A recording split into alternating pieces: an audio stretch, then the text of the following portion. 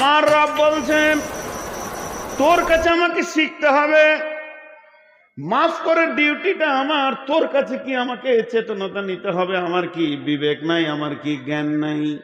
তোর গুনাহ করেছিস তুই, মাফ করব আমি। তাই ফজরের সময় মসজিদ কি দিয়ে বললাম, আমার গোলামদেরকে আমার ঘরে ডেকে দে, আমি রব রেডি হয়ে গেছি তার গুনাহকে মাফ করার জন্যে। তোকে আমি পাইনি। জোহরে ডেকেছি, তোকে আমি পাইনি।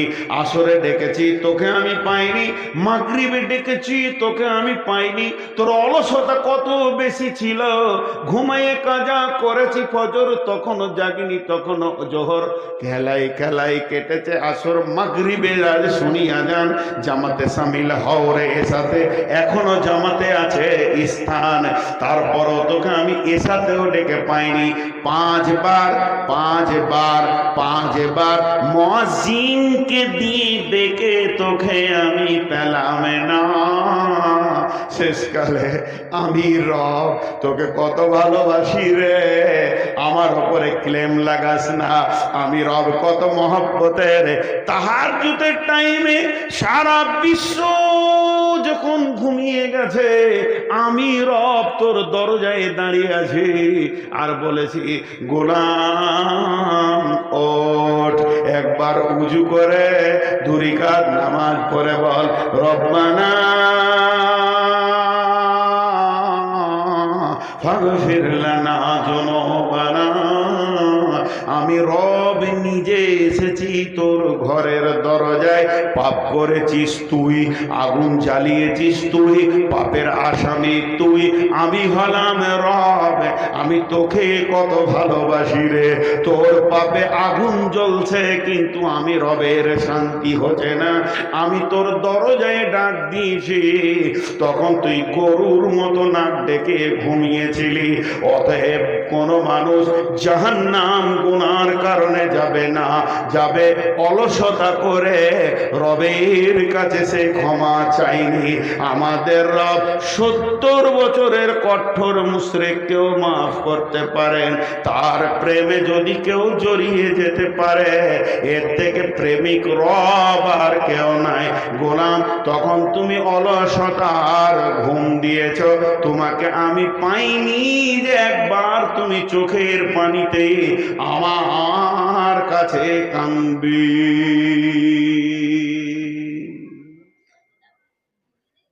বলেন, জাহান্নাম যাওয়ার কারণে আল্লাহ মাফ করেনি না মাফ নিতে পারিনি?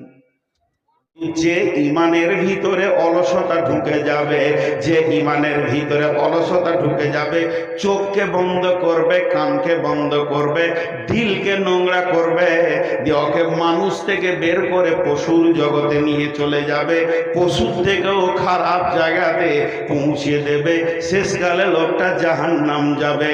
অলসে যখন মানে সুগারে যখন কিডনি নষ্ট হবে 5টা খেলতে খেলতে, শেষকালে কবরে নিয়ে যাবে। আর এই লোকটাকে শেষকালে অলস জাহান্নামে নিয়ে যাবে। এবার চলে না একটা পড়ি আর একবার, বিসমিল্লাহির রহমানির রহিম। ওয়ালাকাদ জারানা লিজাহান্নামা কাসীরাম মিনাল জিন্নি ওয়াল ইনসি লাহুম কুলুবুন লা ইয়াফকাহুনা বিহা ওয়া লাহুম আ'য়ুনুন লা ইবসিরুনা বিহা ওয়া লাহুম আযানুন লা ইয়াসমাউনা বিহা উলাইকা কাল আনআম বাল হুম আদাল উলাইকা হুমুল গাফিলুন। আল্লাহ বলতে সূরা লাও, এই দল দল জিন আর ইনসানকে আমি জাহান্নামের লোকরি বানাবো, তাদেরকে দল দল দল দল আগুনের ভিতরে ভরবো, জাহান্নামের ইন্ধন বানাবো, জ্বালানি বানাবো, জাহান্নামকে দাও দাও করে তাদেরকে দিয়ে জ্বালাবো। কেন? তাদের দিল দিয়েছিলাম, দিল নষ্ট হয়েছে। তাদের কান দিয়েছিলাম, শ্রবণ শক্তির ক্ষমতা দিয়েছিলাম, তারা হককে শুনেনি, বেহক শুনতে পেয়েছে। তাদের 2টি চোখ দিয়েছিলাম, তারা রাস্তা দেখতে পায়নি, বেরাস্তা দেখেছে। শুধু নয়, তারা এই পশুর বুজুর্গদের জীবনে চলে গেছে। পৃথিবীর সেরা বানিয়েছিলাম, জিনের থেকেও দামি, গরু ছাগল হাঁস মুরগির থেকে দামি, ইভেন ফেরেশতার থেকেও দামি মানুষ, এত দামি বানালাম, কিন্তু তারা সেই দামি না থেকে পশুর জগতে চলে এসেছে। শুধু পশু হয়েও সে ক্ষান্ত হয়নি, বালহুম আজাল, তার থেকেও নিচে চলে গেছে। কেন কেন কেন? উলাইকা হুমুল গাফিলুন।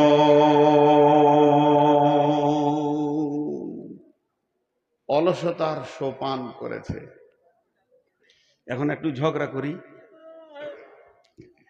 বিসমিল্লাহির রহমানির রহিম। মাসালুল লাযীনা কাফারু কামাসালিল লাযীনা ইয়ানঈকু বিমা লা ইয়াসমাউ ইল্লা দুআ ওয়া নিদাআ সুম্মুম বুকুমুন উময়ুন ফাহুম লা ইয়াফকাহুন। জি, আরেকবার বলছি আয়াতটা, সূরা বাকারার আয়াতটা আছে বন্ধু আমার। মাসালুল লাযীনা কাফারু কামাসালিল লাযীনা ইয়ানঈকু বিমা লা ইয়াসমাউ ইল্লা দুআ ওয়া নিদাআ সুম্মুম বুকুমুন উময়ুন ফাহুম লা ইয়াকিলুন। লা ইয়াকিলুন আছে, আগেরটা ভুল বলেছি। তো এতে কি বলছেন, তর্জমাটা শুনেলেন? ওই কাফেরদের মিশাল ওই লোকেদের মতো, ওই কাফের বেঈমানদের মিশাল ওই লোকেদের মতো যাদেরকে তার প্রভু মুনিব মালিক দূরে ডেকেছে, নিদা দোয়া, কাছেও ডেকেছে, শুনেও শুনেনি, দেখেও দেখেনি, বুঝেও বুঝেনি, প্রকৃতপক্ষে ওর বোধ ক্ষমতা নাই। বুঝেল কি? ক্লিয়ার হলো না? তাহলে তর্জমাটা আর একবার বলি। ওই কাফেরদের বিশাল ওই লোকেদের মতো যাদেরকে তাদের মাবুদ দূরে ডেকেছে, কাছে ডেকেছে, শুনেও শুনেনি, বুঝেও বুঝেনি, দেখেও দেখেনি, প্রকৃতপক্ষে তাদের বোধ ক্ষমতা নাই। ক্লিয়ার হলো না? এবার একটা উদাহরণ দিব তো ক্লিয়ার হয়ে যাবে। খুব মনোযোগ, উদাহরণটা খুব মনোযোগ। কি? রাখালকে গরু চড়াতে দেখেছেন? এ যুগে তার নাই, এক যুগে খুব ছিল। রাখাল নদীর ধারে গরু চড়াচ্ছে, 20খানা গরু ওর চড়ছে, আর ও একটা বরগাছের ছায়াতে বসে বাঁশি বাজাচ্ছে, আনন্দ করছে, গান করছে। ওর একটা গরু লাল লাল টমেটোর দেখতে পেয়েছে আপনার গ্রামের মাস্টার সাহেবের জমিতে, বেড়া দেওয়া আছে, টমেটোর ঝুলছে। গরু তো, ওকে ওটা খেতে মন গেছে, তো শিঙে করে বেড়া খুলছে, ঢুকবে, টমেটোর খাবে। পেছন থেকে রাখাল ডাক দিয়েছে, ওই ঘোর। গরু কি কলেজে পড়ে এসছে? ঘুরবে? ঘুরবে? ঘুরলো না। ওই রাখালের একটা ছেলে, এই বছর 6-7 ছেলে, ওই লাল টমেটো দেখে ওকে লোভ লেগেছে, ও বেড়া খুলছে, ঢুকবে, পেছন থেকে ওর বাপ ডাক দিয়েছে, ঘুরবে কি ঘুরবে না? যারা বলেন, কোরআন বলছে দুটোর মধ্যে পার্থক্য কি? গরুটার দিল আছে, ওরও দিল আছে। গরুটার মিজাজে লোভ এসেছে, ওরও মিজাজে লোভ এসেছে। গরুটার কান আছে, চোখ আছে। গরুটা যতটা টমেটোর যে পরিমাণে দেখছে, ছেলেটাও ওই পরিমাণে দেখছে। গরুটার কান আছে, পেছন দিক থেকে যে আওয়াজটা এলো, যতটা পরিমাণে ছেলেটা শুনেছে, অতটাই পরিমাণে গরুটা শুনেছে। তাহলে গরুটার পা আছে, মাথা আছে, ছেলেটারও পা আছে, মাথা আছে, দুইজন কিন্তু এক, কিন্তু এই আওয়াজটা কার? এই বোধ ক্ষমতা গরুটার নাই, আর ছেলেটার এক্সট্রা একটা বেশি আছে। সে বুঝেছে আমার মতো আমার মুনিব আমার গুনহাকে দেখেছে, সে হাঁক দিয়েছে, নিজেকে অপরাধী মনে করে আবার ফিরে চলে গেছে। তার মানে হচ্ছে গরুটার মধ্যে একটা জিনিস নাই, বোধ ক্ষমতা নাই, যেটা আমার মালিকের ডাক।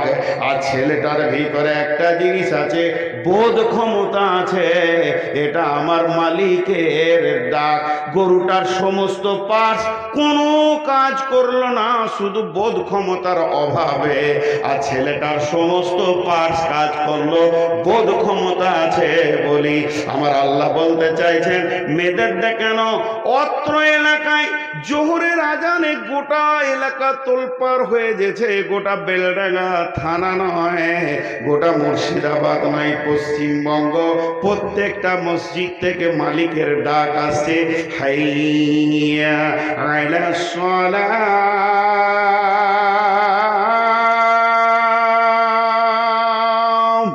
এই ডাক শোনার পর যতজন এসে মসজিদে উবুর হয়ে পড়ছে, মাবুদের ডাক শোনার পর, মালিকের ডাক শোনার পর, গুনহার ময়দান থেকে রিটার্ন হয়ে এসে মসজিদে সাজদায় পড়ছে।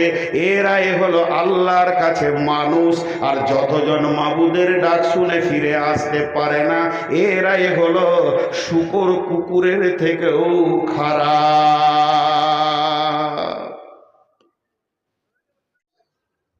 আর একটা হলো ঈমান। মানুষকে আল্লাহ তিন ধরনের মেটেরিয়ালস দিয়ে, তিন ধরনের উপকরণ দিয়ে মানুষকে আল্লাহ বানিয়েছেন। দুইটা বস্তু দেখা যায়, একটা দেখা যায় না। একটা স্বাভাবিক দেখা যায়, একটা চেষ্টা করলে দেখা যায়, আর একটা হাজার কেন লাখো চেষ্টা করলে দেখা যাবে না। যেটা স্বাভাবিক দেখা যায়, মাথা, চোখ, কান, নাক, হাত, পা ইত্যাদি ইত্যাদি ইত্যাদি ইত্যাদি ইত্যাদি, এগুলো দেখা যায়। দেখা যায় না, চেষ্টা করলে দেখা যাবে। হাড়, লিভার, কিডনি, হার্ট, কলিজা, ফেঁসা, আঁতুড়ি যা আছে, চেষ্টা করলে দেখা যাবে, এক্সরে মেশিন দিয়ে দেখা যাবে, আর না হয় মানুষটাকে কাটলে সেগুলো দেখা যাবে। আর কিছু জিনিস আছে মানুষের ভিতরে আছে, কিন্তু দেখা যায় না। এবার যে দুটি দেখা যায়, এদের ভেজালটা চুকিয়ে দিই। যে দুটি দেখা যায়, এর টোটালটা চোখ, কান, হাত, পা লিখতে গেলে 1 2 3 4 5 6 7 8 ইত্যাদি ইত্যাদি ইত্যাদি ইত্যাদি একটা সিরিয়াল হয়ে যাবে। এখন যদি আপনি বলেন যে দুটি দেখা যায় আমি এক কথায় শুনবো, একটা শব্দে শুনবো, তো এর নাম হচ্ছে দেহ। দেহ বা শরীর দেখা, যেটা কেটে দেখা যায় আর যেটা স্বাভাবিক দেখা যায়। আর যেগুলো দেখা যায় না, মানুষের ভিতরে আছে, সেগুলো কি?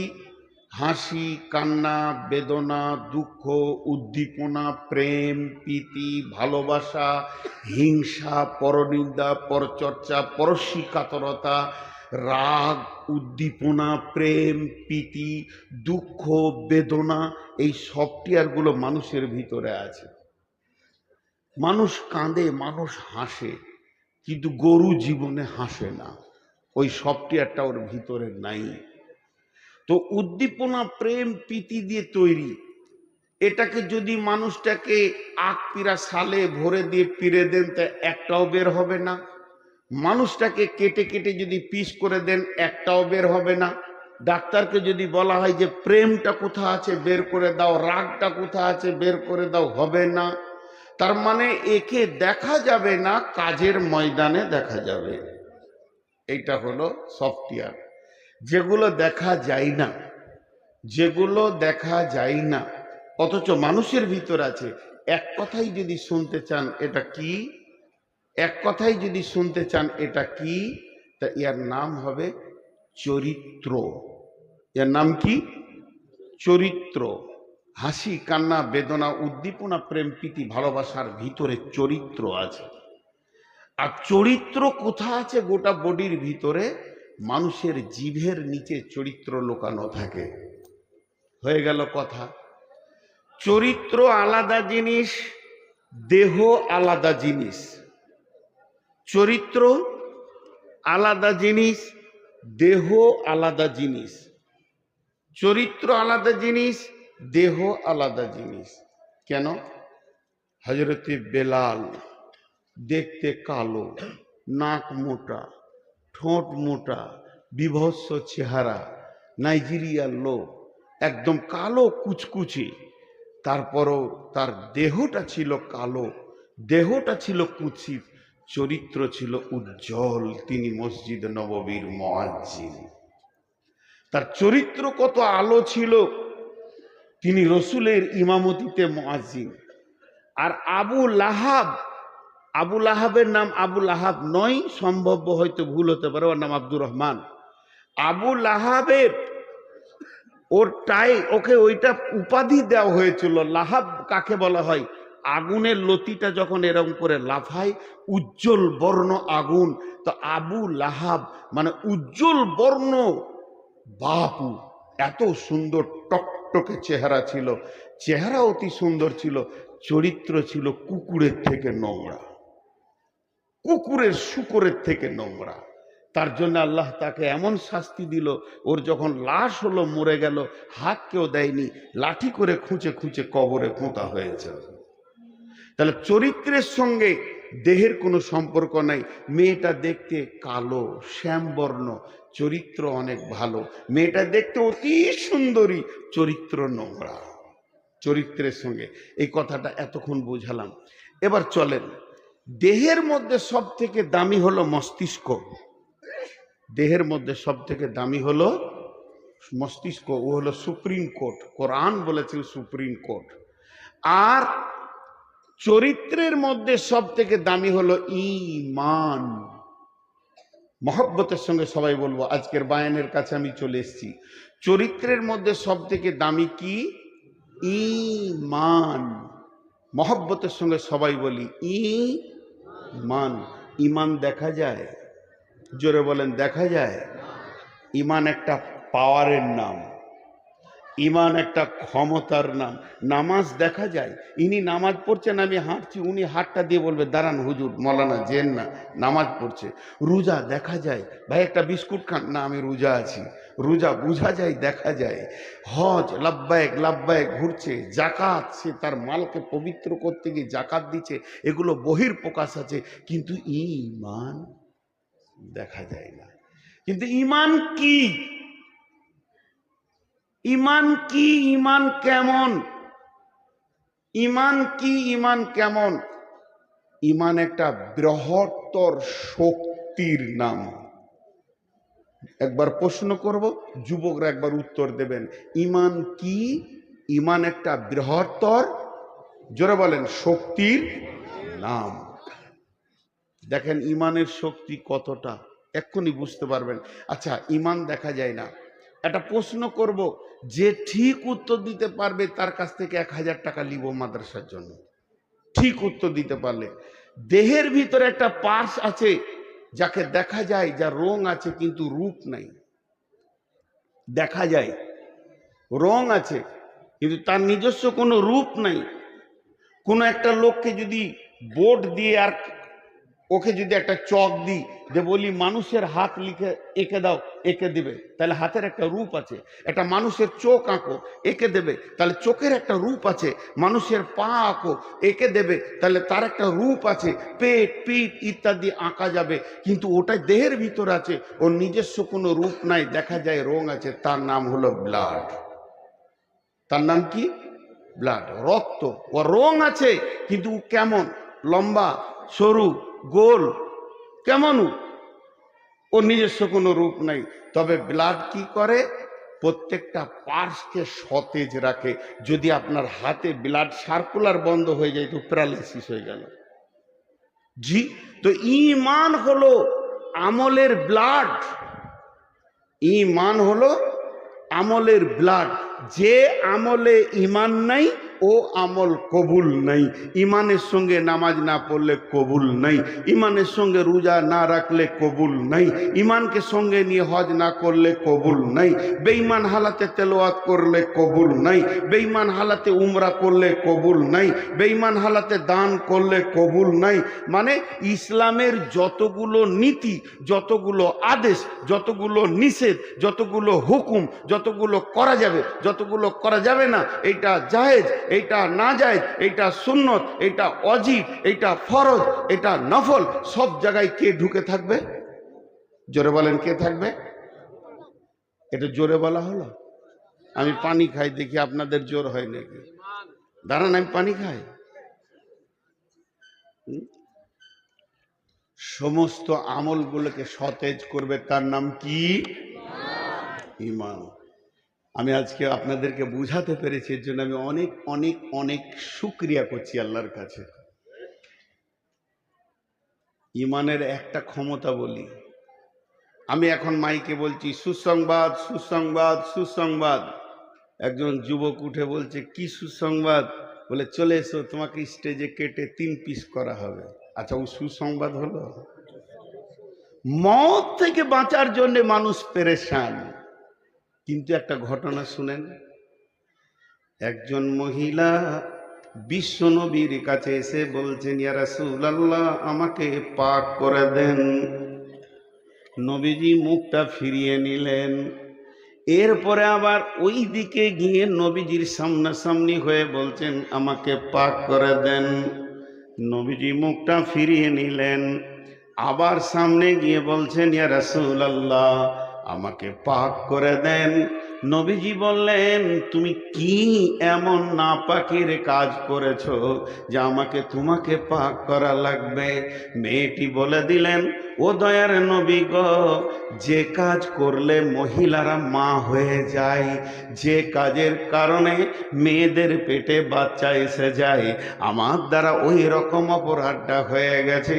আমার পেটে বাচ্চা এসে গেছে, আমি অন্তঃসত্ত্বা হয়ে গেছি। নবীজি, আপনি আমাকে পাক করে দেন। বিশ্বনবী বললেন, যাও, তুমি ফিরে যাও। বাচ্চাটা যেদিন জন্ম নেবে সেই দিন তুমি আসবে। কচি বাচ্চা আতুর ঘর থেকে নিয়ে নবীজির কাছে গিয়ে হাজির। ইয়া রাসূলুল্লাহ, এটা আমার পাপের ফল, আমি পাপ করেছি, তার ফল আমি পেয়ে গেছি, এবার আমাকে পাক করে দেন। বিশ্বনবী বললেন, ফিরে যাও, কারণ মাসুম জানে না তার মা বিদায় নিতে চলেছে, আমি তার পৃথিবীর বিকল্প খাবারটাকে কেড়ে নিতে পারি না, তুমি ওকে 2.5 বছর দুধ পান করিয়ে নাও। মেয়েটি আবার চলে গেল, 2.5 বছর তাকে দুধ পান করানো হলো। ওই বাচ্চাটাকে নিয়ে হাতে একটা টুকরো রুটি দিয়ে রুটি বাচ্চা ছিঁড়ছে, এটা দেখিয়ে বলছেন, ইয়া রাসূলুল্লাহ, এবার আপনি আমাকে পাক করে দেন। এই মেয়েটার কাছ থেকে ছেলেটা নিয়ে কোনো একটা সাহাবীর জিম্মাতে নবীজি দিয়ে দিলেন এবং বললেন, ওকে পাহাড়ের ধারে নিয়ে গিয়ে তোমরা রজম করে দাও। মেয়েটাকে পাথর ছুঁড়ে মারা হলো। একটা সাহাবী পাথর ছুটতে ছুটতে উটের হাড় ছুঁড়ে দিয়েছিল, আর মেয়েটার কপালে কিংবা দেহে লেগে ফিরিঙ্কি দিয়ে রক্ত এসে ওর জামাতে পড়ে যায়। বিশ্বনবীর কাছে এসে বলেন, ইয়া রাসূলুল্লাহ, ওই নাপাক মেয়েটার কাপড় রক্ত আমার শরীরে লেগে গেছে। বিশ্বনবী বললেন, কি বলছো তুমি? নাপাক বলছো? কি বলছো তুমি? নাপাক বলছো? একবার ভেবে দেখলে না মেয়েটার ঈমান কত স্ট্রং?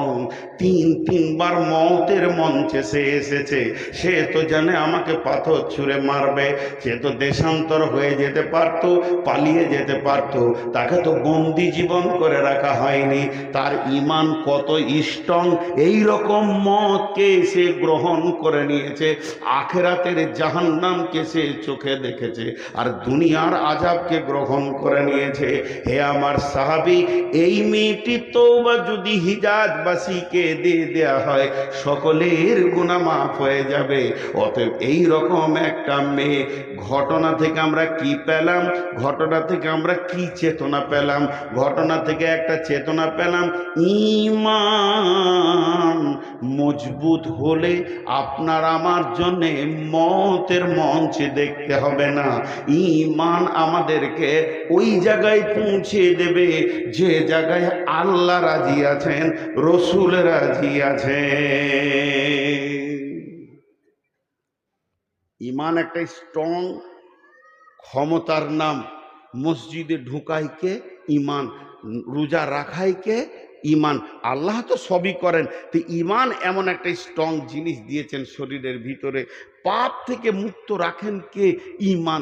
আপনি তাস খেলতে পারবেন, আমারও তো 10টা আঙ্গুল আছে, তাস খেলতে আমি পারবো না? আপনি মদ খেতে পারবেন, আমি কেন পারবো না? কিন্তু এই যে রুখে যে রেখেছে, মদের বোতলে হাত দিতে দেয়নি, তার নাম কি? ঈমান।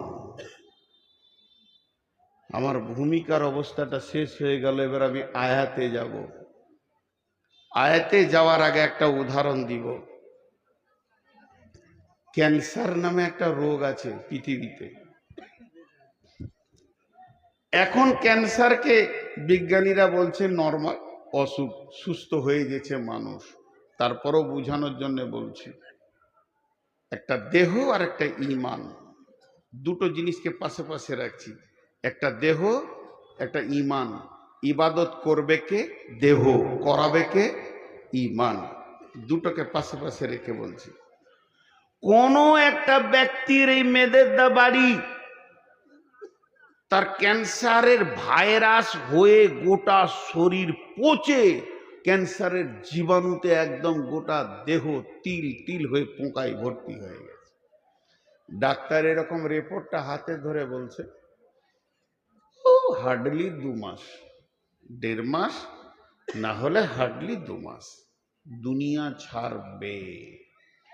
এর আর পৃথিবীতে কোনো মেডিসিন বিকল্প কিছু নাই যে একে কেউ বাঁচাতে পারবে। ডাক্তার বলে দিল।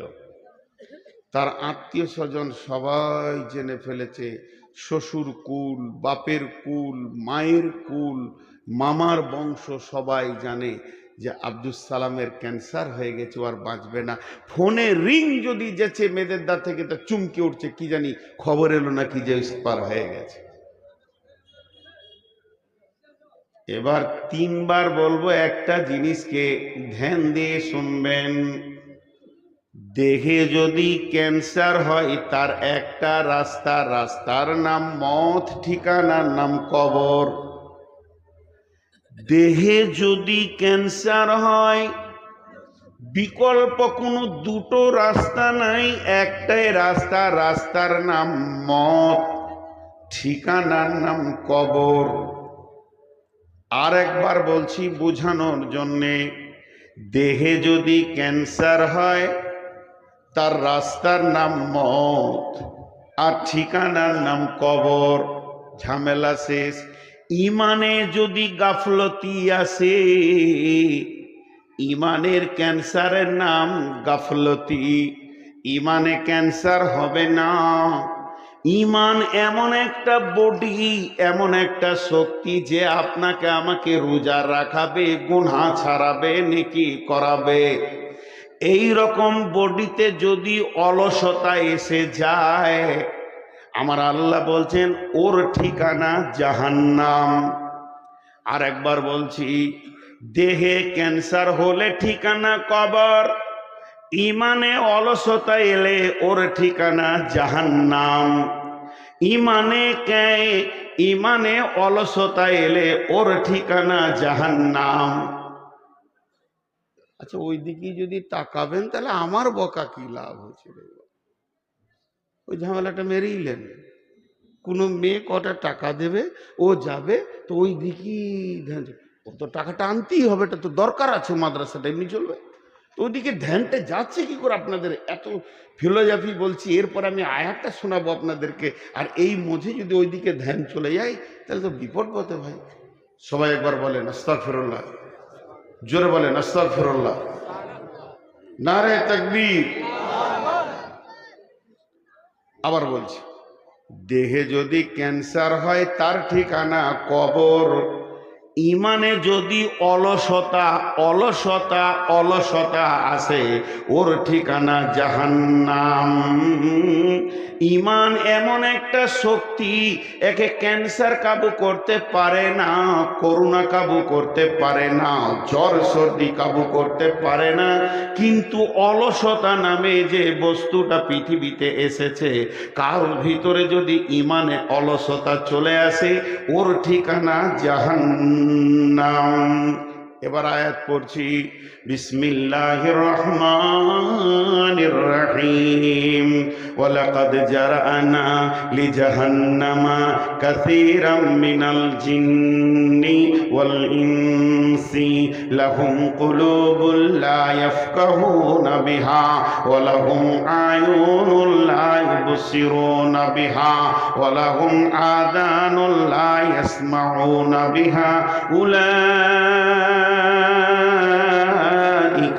কাল আনআম বাল হুম আদাল উলাইকা হুমুল গাফিলুন।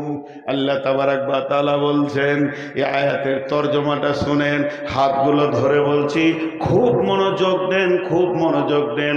আল্লাহ তাবারাক ওয়া তাআলা বলছেন, কঠিন কিয়ামতের দিনে যখন জিন ইনসানকে এক জায়গায় জমা করব, সেই দিন আমি দল দল দল দল মানে একদম বোঝা বোঝা মানুষকে এবং জিনকে জাহান্নামের ভিতরে ঢোকাবো, জাহান্নামের ইন্ধন বানাবো, জাহান্নামের জ্বালানি বানাবো, জাহান্নামকে প্রজ্বলিত করব। কাকে দিয়ে? জিনকে দিয়ে এবং ইনসানকে দিয়ে। আল্লাহ তাবারাক ওয়া তাআলা বলছেন, কারণ কি? কারণ কি? কারণটা শুনে নাও।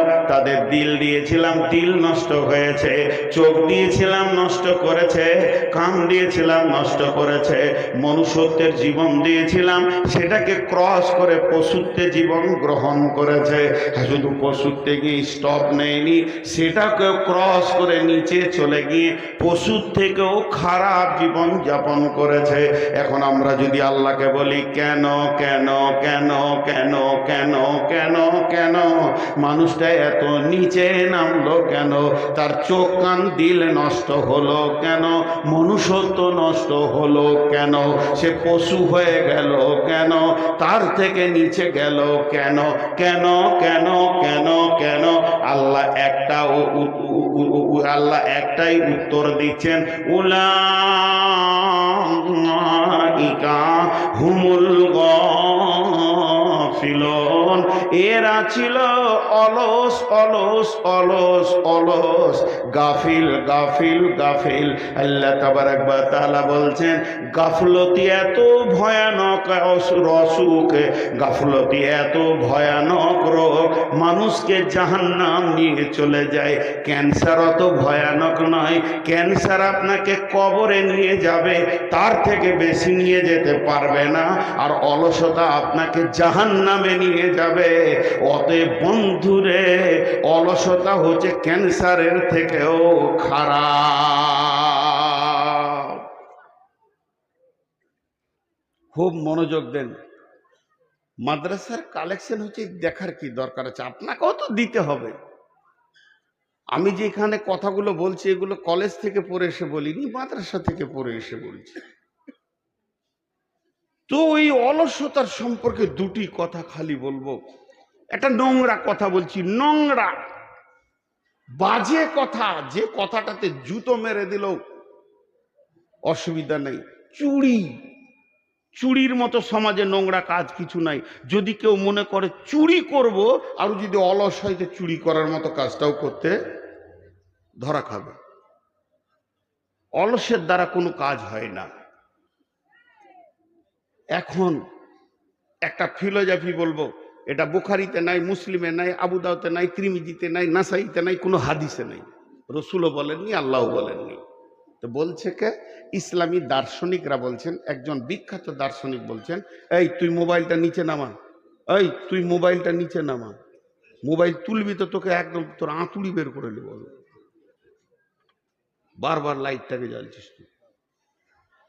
তো ধ্যান দেন, মনোযোগ।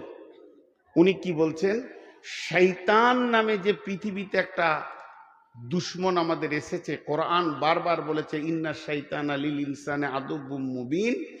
সেই শয়তান জিনেদের ভিতর থেকেও আছে, মানুষের ভিতর থেকেও আছে। টোটাল শয়তানের চক্রান্ত হচ্ছে 60,000-এর ওপর। ও গুনেছে, ওর বাপ গুনেছে, ছেড়ে দেন। 60,000-এর মধ্যে 42,000 ইবাদতের ভিতর দিয়ে না জাহান্নামে নিয়ে যাবে, নামাজ রোজার ভিতর দিয়ে জাহান্নামে নিয়ে যাবে। আর 48,000, আবার 12,000, 48,000 জাহান্নামের মানে ইবাদতের ভিতর দিয়ে মানুষকে জাহান্নাম নিয়ে যাবে, আর 12,000 ইবাদত না করিয়ে জাহান্নাম নিয়ে যাবে। ইবাদত করে মানুষ জাহান্নাম যাবে? বলে হ্যাঁ যাবে। কোরআনে বলছে ফাওয়াইলুল লিল মুসাল্লিন, অয়েল জাহান্নামে যাবে নামাজিরা। জি কেমন?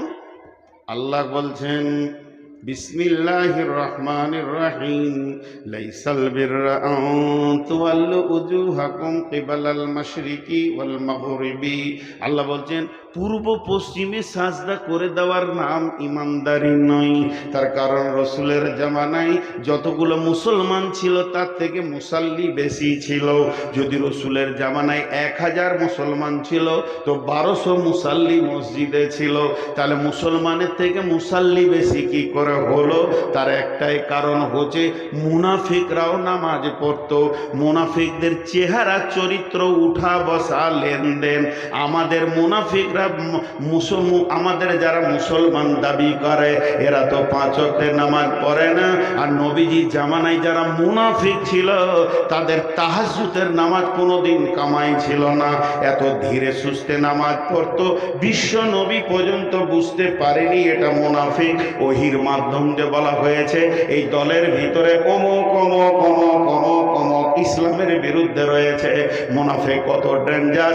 আল্লাহ কাফের মুশরিককেও মাফ করতে রাজি আছেন যদি কেউ খালেস তওবা করে, মাফ করেন। কিন্তু মুনাফিক এমন একটা, বিশ্ব নবী মুনাফিকের জানাজায় গেছিলেন, কারণ বশত গেছিলেন। তারপরও আল্লাহ বললেন হে আমার নবী তুমি 70 বার যদি জানাজা পড়ো আমি কবুল করব না। আর মুনাফিকের জন্য বলেছেন ফিদ্দার ইন্না মিনাল মুনাফিকিনা ফি দারকিল আসফাল। এই আল্লাহ বলছে যারা মুনাফিক হবে তারা জাহান্নামের একবারে নিচে থাকবে। এরকম মুনাফিকরাও সেদিন নামাজ পড়েছেন। অতএব বন্ধু, বেশ কিছু পৃথিবীতে ডেঞ্জারাস মানুষ আছে যারা ইবাদতের ভিতর দিয়ে জাহান্নাম যাবে। আপনি খেয়াল করে দেখেন, গ্রামের মধ্যে ভালো লোক, মাথায় টুপি, সুন্নতের লেবাস, সুন্নতের দাড়ি, ইমামের পেছনে দাঁড়ায়, 5 ওয়াক্তের নামাজ পড়ে, আর লোকটা দেখে মনে হবে আল্লাহর ওলি। ওর জ্বালাতে গোটা গাঁ জ্বলে গেছে, পাড়া জ্বলে গেছে। আল্লাহ বলছে তুই টুপি দাড়ি দিয়ে বিশ্বকে ধোঁকা দিতে পেরেছিস, আমার চোখে তুই একটা বাজে মাল হয়ে আছিস। অতএব শুনেলে মুনাফিকি হালাতে তোর মত যদি হয় তোর জানাজা তো কবুল হবেই না, তোকে জাহান্নামের নিচে চলে যেতে হবে।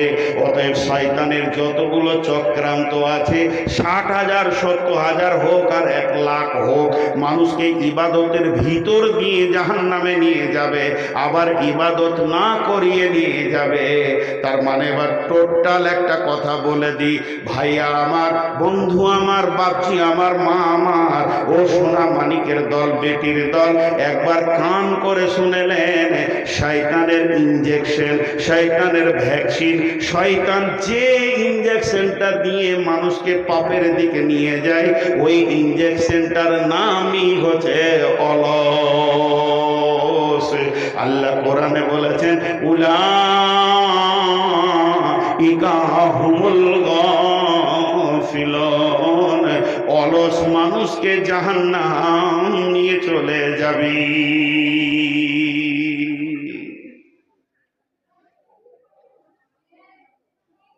মা বোনেরা কথা বলিয়েন না গো ভাই, আপনাদের বিরক্ত লাগছে? হাদিসটা পড়বো, দেখবেন তখন কি কি তথ্য কথা আছে এর ভিতরে। এখন একটা মজার কথা আপনাদেরকে শোনাই।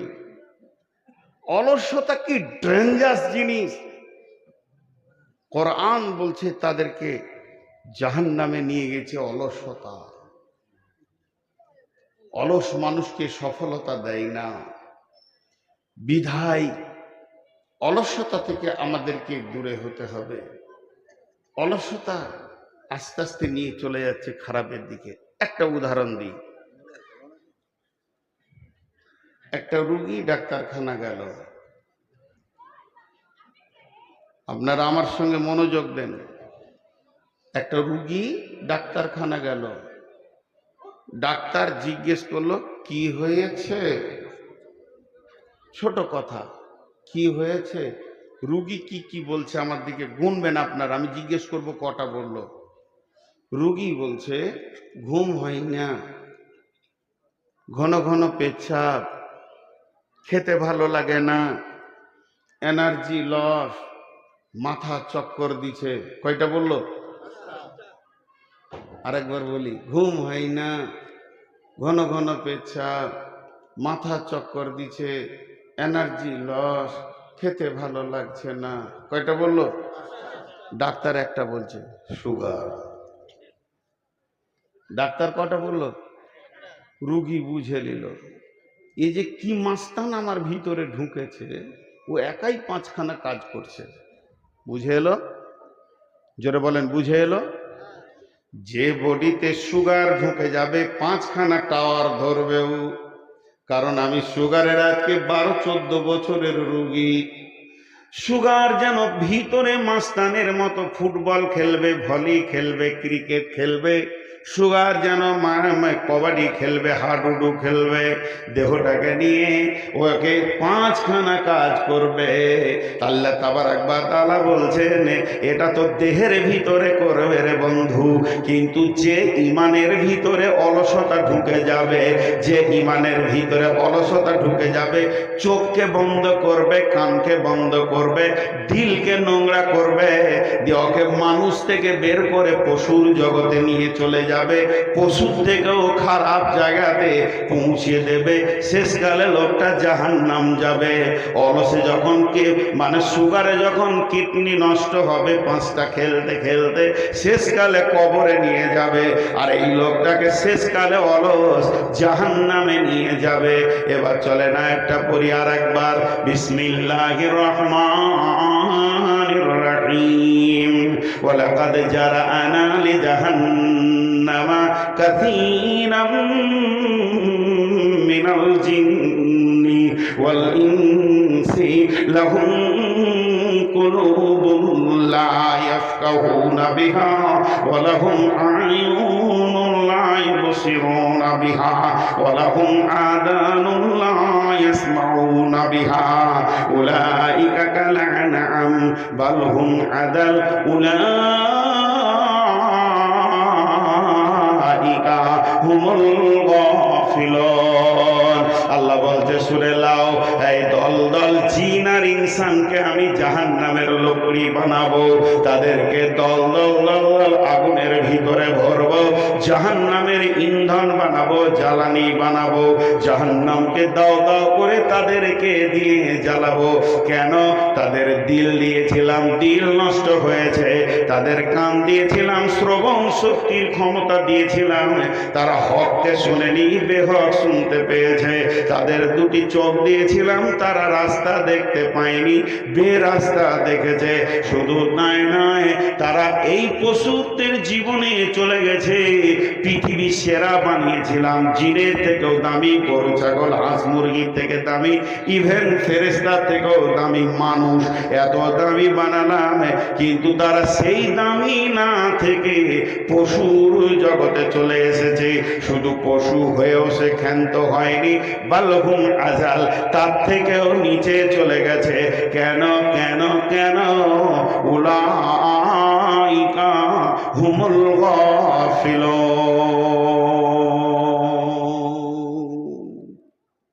অলসতার সোপান করেছে। করে শুনেলেন শয়তানের ইনজেকশন, শয়তানের ভ্যাকসিন। শয়তান যে ইনজেকশনটা দিয়ে মানুষকে পাপের দিকে নিয়ে যায়, ওই ইনজেকশনটার নামই হচ্ছে অলস। আল্লাহ কোরআনে বলেছেন উলাইকা উলাইকা হুমুল গাফিলুন, অলস মানুষকে জাহান্নাম নিয়ে চলে যাবে।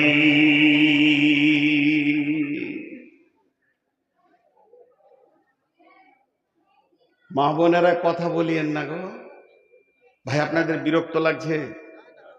হাদিসটা পড়ব, দেখবেন তখন কি কি তথ্য কথা আছে এর ভিতরে। এখন একটা মজার কথা আপনাদেরকে শোনাই। অলসতা কি ডেঞ্জারাস জিনিস। কোরআন বলছে তাদেরকে জাহান্নামে নিয়ে গেছে অলসতা। অলস মানুষকে সফলতা দেয় না। বিধায় অলসতা থেকে আমাদেরকে দূরে হতে হবে। অলসতা আস্তে আস্তে নিয়ে চলে যাচ্ছে খারাপের দিকে। একটা উদাহরণ দিই। একটা রুগী ডাক্তারখানা গেল, আপনারা আমার সঙ্গে মনোযোগ দেন। একটা রুগী ডাক্তারখানা গেল, ডাক্তার জিজ্ঞেস করলো কি হয়েছে? ছোট কথা, কি হয়েছে? রুগী কি কি বলছে আমার দিকে গুনবেন আপনার, আমি জিজ্ঞেস করব কটা বলল। রুগী বলছে ঘুম হয় না, ঘন ঘন পেচ্ছাপ, খেতে ভালো লাগে না, এনার্জি লস, মাথা চক্কর দিছে। কয়টা বলল? আরেকবার বলি, ঘুম হয় না, ঘন ঘন পেচ্ছাপ, মাথা চক্কর দিছে, এনার্জি লস, খেতে ভালো লাগছে না। কয়টা বলল? ডাক্তার একটা বলছে সুগার। ডাক্তার কটা বলল?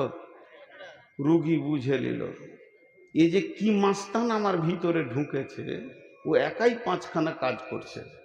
বুঝে এলো? জোরে বলেন, বুঝে এলো? যে বডিতে সুগার ঢুকে যাবে পাঁচখানা টাওয়ার ধরবেও।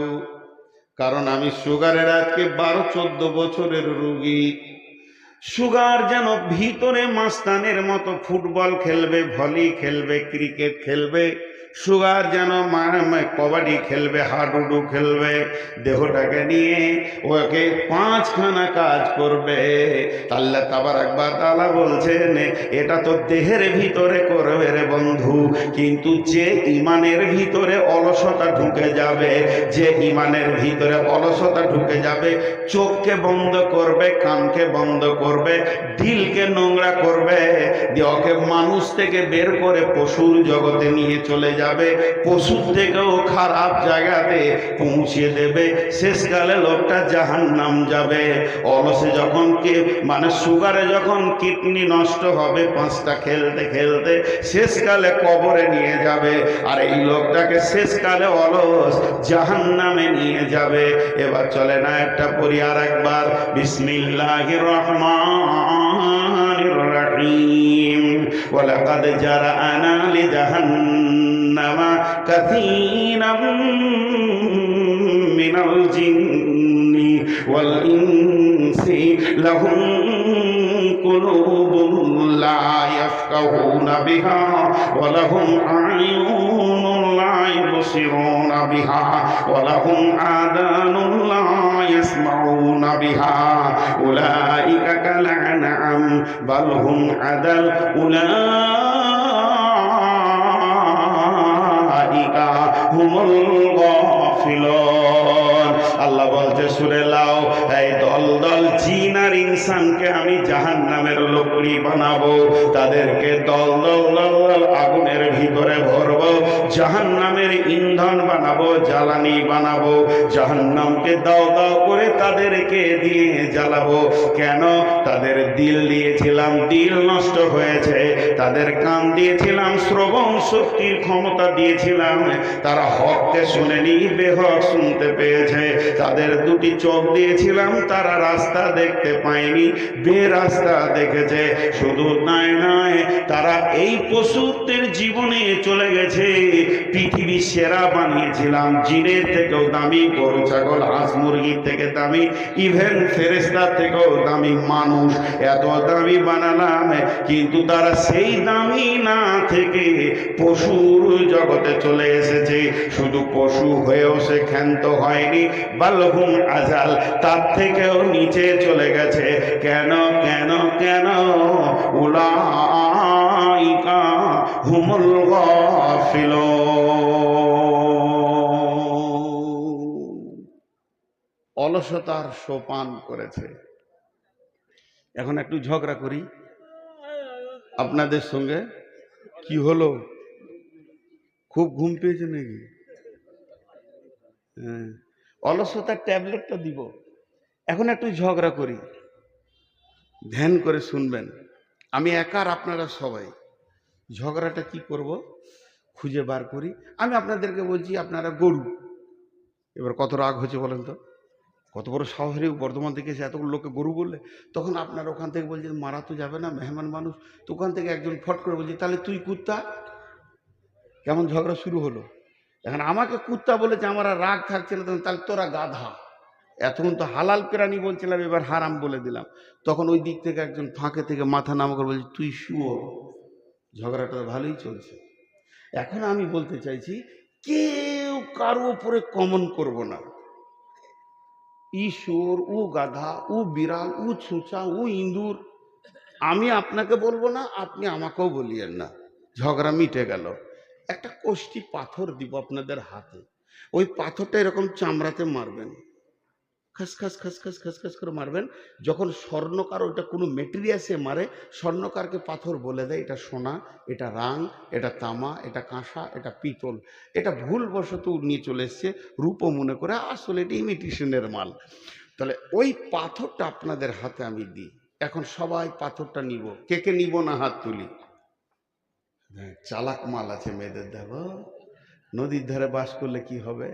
আমিও বিয়ে করেছি নদীর ধারে, এরকম বাঁধের ধারে আমার শ্বশুর বাড়ি। দুতলায় বসে থাকলে বাঁধের লোক আমার সঙ্গে কথা বলে। নদীর ধারে মানুষ খুব ভালো হয়, আর এরা ফসল খুব টাটকা খেতে পায়। মানে আমার শ্বশুর বাড়ি হচ্ছে বোলপুরের কাছে, অজয় নদীর ধারে বাড়ি আমার, ভাঙন ধরা অজয় নদীর ধারে।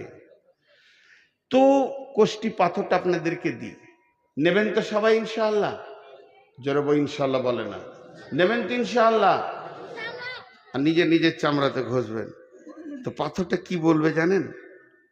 আপনার কানে গিয়ে আস্তে করে বলবে তুই মানুষ।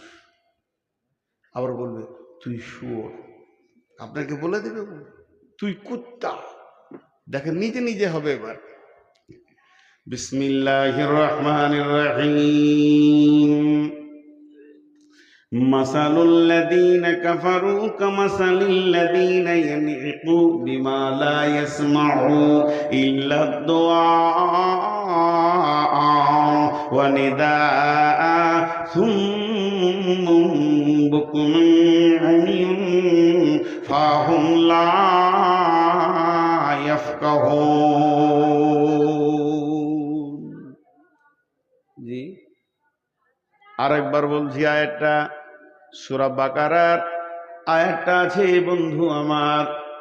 মাসালুল লাযীনা কাফারু কামাসালিল লাযীনা ইয়ানঈকু বিমা লা ইয়াসমাউ ইল্লা দুআ ওয়া নিদাআ সুম্মুম বুকুমুন উময়ুন ফাহুম লা ইয়াকিলুন। লা ইয়াকিলুন আছে, আগেরটা ভুল বলেছি। তো এতে কি বলছেন, তর্জমাটা শুনেলেন? ওই কাফেরদের মিশাল ওই লোকেদের মতো, ওই কাফের বেঈমানদের মিশাল ওই লোকেদের মতো যাদেরকে তার প্রভু মুনিব মালিক দূরে ডেকেছে নেদা দোয়া, কাছেও ডেকেছে শুনেও শুনেনি, দেখেও দেখেনি, বুঝেও বুঝেনি, প্রকৃতপক্ষে ওর বোধ ক্ষমতা নাই। বুঝেল কি? ক্লিয়ার হলো না? তাহলে তর্জমাটা আর একবার বলি। ওই কাফেরদের বিশাল ওই লোকেদের মতো যাদেরকে তাদের মাবুদ দূরে ডেকেছে কাছে ডেকেছে, শুনেও শুনেনি, বুঝেও বুঝেনি, দেখেও দেখেনি, প্রকৃত পক্ষে তাদের বোধ ক্ষমতা নাই। ক্লিয়ার হলো না? এবার একটা উদাহরণ দিব তো ক্লিয়ার হয়ে যাবে। খুব মনোযোগ, উদাহরণটা খুব মনোযোগ। কি, রাখালকে গরু চড়াতে দেখেছেন? এ যুগে তার নাই, এক যুগে খুব ছিল। রাখাল নদীর ধারে গরু চড়াচ্ছে, 20খানা গরু ওর চড়ছে, আর ও একটা বরগাছের ছায়াতে বসে বাঁশি বাজাচ্ছে, আনন্দ করছে, গান করছে। ওর একটা গরু লাল লাল টমেটোর দেখতে পেয়েছে আপনার গ্রামের মাস্টার সাহেবের জমিতে, বেড়া দেওয়া আছে, টমেটোর ঝুলছে। গরু তো, ওকে ওটা খেতে মন গেছে, তো শিঙে করে বেড়া খুলছে, ঢুকবে, টমেটোর খাবে। পেছন থেকে রাখাল ডাক দিয়েছে, ওই ঘোর। গরু কি কলেজে পড়ে এসছে? ঘুরবে? ঘুরবে? ঘুরলো না। ওই রাখালের একটা ছেলে, এই বছর 6-7 ছেলে, ওই লাল টমেটো দেখে ওকে লোভ লেগেছে, ও বেড়া খুলছে, ঢুকবে, পেছন থেকে ওর বাপ ডাক দিয়েছে, ঘুরবে কি ঘুরবে না? যারা বলেন, কোরআন বলছে দুটোর মধ্যে পার্থক্য কি? গরুটার দিল আছে, ওরও দিল আছে। গরুটার মিজাজে লোভ এসেছে, ওরও মিজাজে লোভ এসেছে। গরুটার কান আছে, চোখ আছে। গরুটা যতটা টমেটোর যে পরিমাণে দেখছে, ছেলেটাও ওই পরিমাণে দেখছে। গরুটার কান আছে, পেছন দিক থেকে যে আওয়াজটা এলো, যতটা পরিমাণে ছেলেটা শুনেছে, অতটাই পরিমাণে গরুটা শুনেছে। তাহলে গরুটার পা আছে, মাথা আছে, ছেলেটারও পা আছে, মাথা আছে, দুইজন কিন্তু এক। কিন্তু এই আওয়াজটা কার? এই বোধ ক্ষমতা গরুটার নাই, আর ছেলেটার এক্সট্রা একটা বেশি আছে। সে বুঝেছে আমার মতো, আমার মুনিব আমার গুনহাকে দেখেছে, সে হাত দিয়েছে, নিজেকে অপরাধী মনে করে আবার ফিরে চলে গেছে। তার মানে হচ্ছে গরুটার মধ্যে একটা জিনিস নাই, বোধ ক্ষমতা নাই, যেটা আমার মালিকের ডাক। আর ছেলেটার ভিতরে একটা জিনিস আছে, বোধ ক্ষমতা আছে, এটা আমার মালিকের ডাক। গরুটার সমস্ত পার্টস কোনো কাজ করলো না, শুধু বোধ ক্ষমতার অভাবে। আর ছেলেটার সমস্ত পার্টস কাজ করলো, বোধ ক্ষমতা আছে বলি। আমার আল্লাহ বলতে চাইছেন, মেয়েদের কেন অত্র এলাকায় জোহরের আজানে গোটা এলাকা তোলপাড় হয়ে গেছে। গোটা বেলডাঙ্গা থানা নয়, গোটা মুর্শিদাবাদ নয়, পশ্চিমবঙ্গ, প্রত্যেকটা মসজিদ থেকে মালিকের ডাক আসছে, হাইয়া আলাস সালাহ।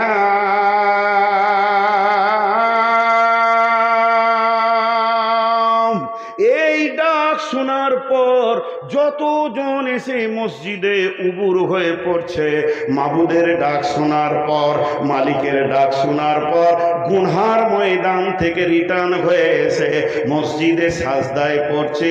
এরাই হলো আল্লাহর কাছে মানুষ। আর যতজন মাবুদের ডাক শুনে ফিরে আসতে পারে না, এরাই হলো শূকর কুকুরের থেকেও খারাপ। এবার নিজে নিজে বুঝেলেন, কষ্টি পাথরটা গায়ে মারেন, যে নিজেকে বলেন। আমি নিজেকে বলি, নূর মোহাম্মদ, তোর মাবুদ যখন তোকে ডাকে তুই যাস? হ্যাঁ যাই। তুই মানুষ। নূর মোহাম্মদ, তোর মাবুদ আজকে এসাই ডেকেছিল, গেছিলি? না আমি যাইনি। তুই শুয়োর কুকুরের থেকেও খারাপ। একটা গল্প শোনাবো।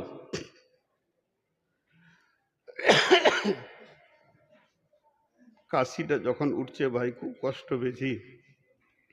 4-5 দিন জ্বরে পড়েছিলাম। বাংলাদেশে 6 দিন ছিলাম, তাও জ্বর। মনে কিছু লিয়েন না, ঘন ঘন পানি খেয়েছি, কাশছি। তো নিজের থেকে বুঝে নেব যে আমি মানুষ না আমি গরু, না আমি পশু। জি, আজকে আমাদেরকে গাফলাত কত নিচে নিয়ে চলে গেছে, আমরা পশুর থেকেও খারাপ। একটা গল্প শোনাই, রাগ করবেন না তো? ছোট্ট গল্প, গল্পটা একটু পরে শোনাবো, এখন লয়। একটা শূকরের গল্প শোনাবো। তো মনুষ্যত্ব থেকে পশুত্বে চলে গেছি, তা আগেই শুনিয়ে দিই।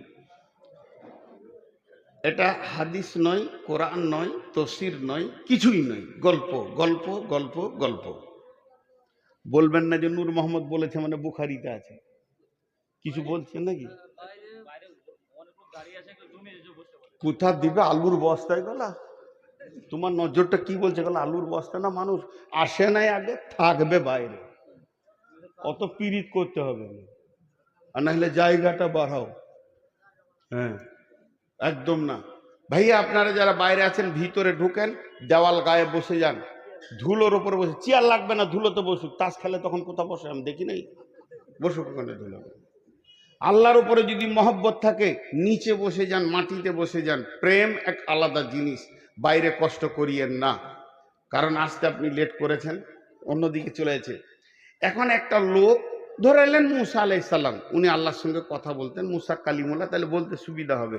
মুসা আলাইসাল্লাম হন্তদন্ত করে হাঁটছে, তো ও হেঁটে যাচ্ছে, তো একটা শূকর ছিল ড্রেনে। বলছে, ও নবী মুসা, দাঁড়ো দাঁড়ো। যাবে কোথায়? আল্লাহর কাছে চললাম, আমার দরকার আছে, আমি আল্লাহর সঙ্গে কথা বলবো। তখন বলছে, নবী মুসা, তুমি তো আল্লাহর সঙ্গে কথা বলবে, তো আমার একটা খবর নিয়ে যেতে পারবে? বলে কি? বলে, আল্লাহ তোমাকে নবী করলে, মানুষ করলে, আর আমাকে কেন শুয়োর করলে, এটা জিজ্ঞেস করে আসবে তো। কেমন প্রশ্ন? মাঝে আবার বলছি, নবীর নাম নিয়ে বলছি, তারপর এটা ভাববেন না হাদিস, এটা জ্ঞান দিচ্ছি গল্পে। নবী মুসা চলে গেল তুর পাহাড়ে, আল্লাহর সঙ্গে যত কথা ছিল কথা টথা সেরে নিয়ে পাহাড় থেকে নেমে আসে। তা আল্লাহ বলছে, এই তোকে কেউ কিছু বলেনি? বলে, হ্যাঁ, একটা শূকর বলেছিল। বলে, উত্তরটা নিয়ে যা, ওকে বলে দিবি, আল্লাহুস সামাদ, আমার একটা নাম আছে, আমি কাউকে তাওয়াক্কা করি না, আর কোনো বিষয়ে আমাকে কারো দায়বদ্ধতা গ্রহণ করি না, আর আমাকে কাউকে জিজ্ঞেস করতে হবে, দুনিয়া করতে হবে, এটা আমার বিষয় নয়। আমাকে যাকে যা মন যাবে তাকে তাই বানাবো, ফাইসালা আমার হাতে। আর তবেই তো আমি আল্লাহ, সার্বভৌমত্ব, আমি একচ্ছত্র মালিকানা রাখি, কাউকে কিছু আমি দায়বদ্ধ নাই যে তার এই ব্যাপারে আমাকে উত্তর দিতে হবে। এটাই আমার আল্লাহ, এটাই আমার আমিত্ব, বলে দিস। ঠিক আছে, বলে দিব, আমি তো পিয়ন, ও বলেছিল বললাম, আপনি বলছেন বলে দিব। নবী মুসা চলে আসছে, বলছে, দাঁড়া, ওকে একটা প্রাইজ দিব, নিয়ে যা। নবী মুসা বলছে, আল্লাহ, শুয়োরকে প্রাইজ? বলে, তোর আবার হিংসা হচ্ছে নাকি? চুপ করে ধৈর্য ধরে লে, দেন। বলে, কোনো মাল নয়, একটা কথা। ওকে গিয়ে বলবি আল্লাহ তোকে মানুষ বানাবে, মানুষ, তুই যা চাইবি তাই দিবে। আল্লাহ না শব্দটা বলবে না। আল্লাহ ওয়াদা দিয়েছে মানুষ বানানোর পর, না শব্দটা বলবে না। তুই যা চাবি হ্যাঁ, চাংটা নিবি হ্যাঁ, না বলবে না। খালি একটা শর্ত তোকে মেনে নিতে হবে, তোকে ইমান দেবে না, তোর ইমানে অলসতার ঘুম ধরিয়ে দেবে, ইমানটা দেবে না, বাকি সব দেবে। এবার নবী মুসা পেরিয়ে আসছে, শূকরটা বলছে, খবর কি? বলছে, বেশি প্রশ্ন করিস না, চামড়া ছিলে দেবে। আল্লাহ রেগে গেছে, আল্লাহর ব্যক্তিত্ব ব্যাপারে তুই হাত দিয়েছিস। হ্যাঁ, তবে তোর একটা সুসংবাদ আছে। কি? ও ড্রেন থেকে লাফিয়ে উঠেছে, গোটা গায়ে কাদার খিঁচে পেচ্ছাপ পায়খানাতে ভর্তি। কি? বললে, একটা সুসংবাদ আছে। বলে, বলো। বলে, তোকে বলবো, তুই বলবি হ্যাঁ, আর আমি আল্লাহকে বলবো রব্বানা, সঙ্গে সঙ্গে তোকে মানুষ বানিয়ে দেবে আল্লাহ। আল্লাহ কথা দিয়েছে, তোকে মানুষ বানিয়ে দেবে। শুকরটা খুব খুশি। বলে, হ্যাঁ, তুই রাজি আছিস কি? তুই খালি বলবি হ্যাঁ, আর আমি নবী হিসেবে বলবো রব্বানা, আর আল্লাহ তোকে সঙ্গে সঙ্গে, সেকেন্ড লাগবে না, একটা সুশ্রী মানুষ করে দেবে। কিন্তু একটা শর্ত আছে। হ্যাঁ, আবার শর্ত এর ভিতর? বলে, হ্যাঁ, তুই যখন মানুষ হয়ে যাবি, তুই যখন মানুষ হয়ে যাবি, সঙ্গে সঙ্গে তুই আল্লাহর কাছে যা চাইবি তাই পাবি। তুই যদি বলিস 20খানা কোচের মালিক হব, রেল মালিক হব, বিমানের মালিক হব, চাঁদের মালিক হব, জমি জায়গা টাকা পয়সা ধনীর দিক থেকে পৃথিবীর সেরা ধনী বানিয়ে দেবে। যদি তুই বলিস নেতা হব, পৃথিবীর সারা পৃথিবীর সব থেকে বৃহত্তর নেতা তোকে বানাবে। যা চাইবি তাই পাবি, যা চাইবি তাই পাবি, যা চাইবি তাই পাবি। ছেলে পাবি, বিবি পাবি, বউ পাবি, বিটি পাবি, সোনা দানাতে তোর ঘর বাড়ি ভরে দেবে রে। আল্লাহ ওয়াদা করেছেন, আল্লাহর ওয়াদা মিথ্যা নয়। তবে একটা কথা কান করে শুনেলে, তুই মাথা ঠুকেও যদি মরে যাস আর চোখের পানিতে যদি তুই নদী বইয়ে দিস, আল্লাহ তোকে ঈমান দিবে না।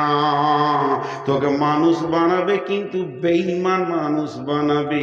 যে শক্তিটা থাকলে নামাজ হয়, যে শক্তিটা থাকলে রোজা হয়, যে শক্তিটা থাকলে হজ হয়, যে পাওয়ারটা থাকলে সুদ জুয়ো বাঁচা যায়, লুচ্চামি রান্ডিং থেকে বাঁচা যায়, যে শক্তিটা থাকলে আপনার কিনা জুয়া থেকে বাঁচানো যায়, মদ থেকে নিজেকে বাঁচানো যায়, ওই শক্তি পাওয়ারটা তোকে দেবে না, বাকি সব দিয়ে দিবি। এবার শুকরটা কি বলছে কান করে শুনেন। 1 মিনিট হাত দুটোকে ভিখারির মতো আপনাদের কাছে চাইছি, অ্যাটেনশনটা বাড়ান। 1 মিনিট শুকরের কথাটা খালি শুনেন, একটা গল্প যদিও। শুকর বলছে, ও নবী মূসা, ও আল্লাহর ওলি, থাক থাক থাক, আমার জন্য দোয়া করতে হবে না। বেঈমান মানুষের থেকে আমি সুর অনেক গুণে ভালো। যে লোকটা মানুষের মতো বডি পেল, চেহারা পেল, মানুষের সমাজে বাস করলো, বাড়ি ঘর বিবি ব্যবহার করলো, ছেলে পিলে জমি জায়গা করলো, কিন্তু আল্লাহর ঘরের দরজা পেল না, ওর থেকে আমি শুকর অনেক গুণে ভালো। সকাল বিকাল আমি আমার জবান দিয়ে আমার রবকে আমি ডাকি। অতএব সেটা শুকরের থেকে বেঈমান মানুষ লাখো গুণে খারাপ। এটা কে বানায়? গাফলত, অলস। সকলে জোরে বলে, এটা কে বানায়? জোরে বলে না, কে বানায়? অলস। অলস অতি খারাপ। একটা মজার গল্প আপনাদেরকে শোনালাম, একটা সত্য ঘটনা শোনাই। আমি ঢাকা যাত্রাবাড়ি থেকে জালসাই যাচ্ছি নারায়ণগঞ্জ, মোটামুটি 50-55 কিলোমিটার রাস্তা।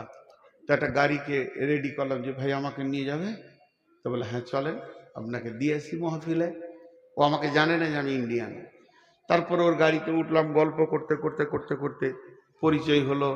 কথা বলতে বলতে যেতে যেতে আমি আস্তে আস্তে ওকে ওর মন মেজাজটা ঠিক করলাম যে আমি একটা মহফিলের, আমি ওখানকার প্রধান বক্তা আছি, আমার বাড়ি ইন্ডিয়া। তখন তো আরও খুশি হলো, আরও বোঝাতে বোঝাতে বললাম রাতটা আমার সঙ্গে থেকে যাও, তোমার গাড়িতেই চলে আসবো, বায়ান শেষ হয়ে গেলে আমাকে এই মাদ্রাসায় নামিয়ে দেবে, আমি এখানে থাকি, ঢাকায় চলে আসবো। জি থাকবো। ওকে কিছু পয়সা বাড়িয়ে দিলাম। রাত্রি 1:30টায় যখন এসে নামছি, ওকে এবার টাকা আমাকে দিতে হবে, যে ভাড়াটা হয়েছে।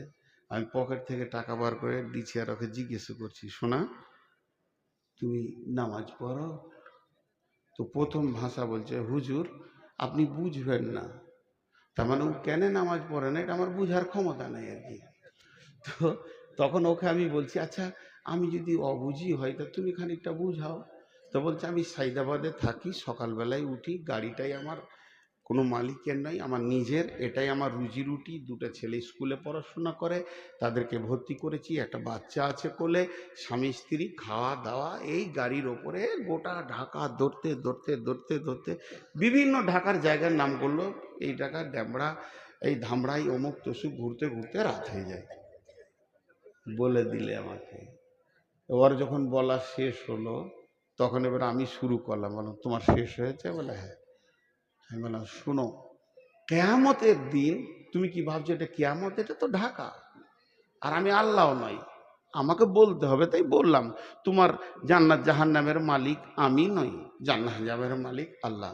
তা বলো, আল্লাহ তোমাকে কিয়ামতের মাঠে বলবে যে তুমি নামাজ পড়নি কেন? তখন তুমি আল্লাহকে প্রথমেই বলবে যে আল্লাহ আপনি বুঝবেন না, বলছে তা তো বলা যাবে না। আমি তো ফাইসালা তো ওর হাতে, জান্নাতটা তো তার হাতে, তুমি আমাকে বুঝিয়ে দিয়ে আশ্বস্ত হচ্ছ কেন? তোমাকে ভাবতে হবে, আল্লাহকে বুঝাতে হবে। ঢাকাকে বলা হয় পৃথিবীর মধ্যে মসজিদের শহর। ঢাকার আরেকটা নাম হচ্ছে মসজিদের শহর। মক্কাতে এত সাউন্ড হয় না ফজরের সময় যখন আজান হয়, তারপরেও যদি কারো ঢাকাতে ঘুম হয়, জানতে হবে এর মতো অলস কেউ নাই। মনে হবে তোলপার ৪৫ মিনিট আজান হয়, ছাদে দাঁড়িয়ে শুনেছি, ১ মিনিট নয়। প্রথমে আইলা হাদিসরা শেষ করে, শুরু করে, আর বেরেলিরা শেষ করে, টানা ৪৫ মিনিট আজান হয়।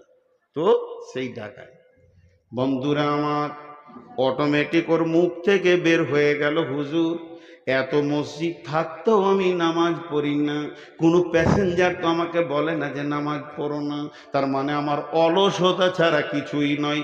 পৃথিবীর বুকে যতগুলি বেনামাজি আছেন ভাই আমার, আপনারা আমার ভাই, আপনারা আমার বন্ধু, আপনারা আমার সন্তান, আপনারা আমার আব্বা, কাগজ কলম নিয়ে একবার অঙ্ক করে দেখবেন, আপনাকে অলসতাই ধরেছে, তাছাড়া অন্য কিছু নয়। নামাজ মাঠে হবে, ঘাটে হবে, রেলে হবে, প্ল্যাটফর্মে হবে, একমাত্র অলসতাই মানুষকে শেষ করে দেয়। গাফলাতে সে তুমর বিতাই ফির ভি হুই বদনাম রে, জাগো মুসলমান জাগো জরা, तौबा कर लो दिल में भर लो अल्लाह का फरमान रे, जागो मुसलमान जागो जरा, आँखी खोलो रे निंदी दूर रे भाई, तुमको कहे पुकार रे, जागो मुसलमान जागो जरा, गफलत से तुम बिताई फिर भी हुई बदनाम रे, जागो मुसलमान जागो जरा, फजर की नामत इतनी फजीलत, आँखियाँ खुल के देखो रे, जागो मुसलमान जागो जरा। श्रीगाल डाके हो अरे हो, कोकिल डाके कोहो रे कोहो, আপন ভাষায় সবাই ডাকে, মুসলিম রে তুই ডাকলি না, বিভোর ঘরে ঘুমিয়ে রইলি, ঘুম কি রেহে তোর ভাঙবে না, মিছে স্বপ্নের মায়ায় পড়ে নামাজ রোজা দিলি ছেড়ে, মিছে স্বপ্নের মায়ায় পড়ে নামাজ রোজা দিলি ছেড়ে, ত্যাগ করে দে মিছে স্বপ্ন, একবার জেগে দেখো না, প্রভুর ডাকে সবাই জাগে, প্রভুর ডাকে সবাই জাগে, মুসলিম রে তুই জাগলি না, বিভোর ঘরে ঘুমিয়ে রইলে, ঘুম কি রেহে তোর ভাঙবে না।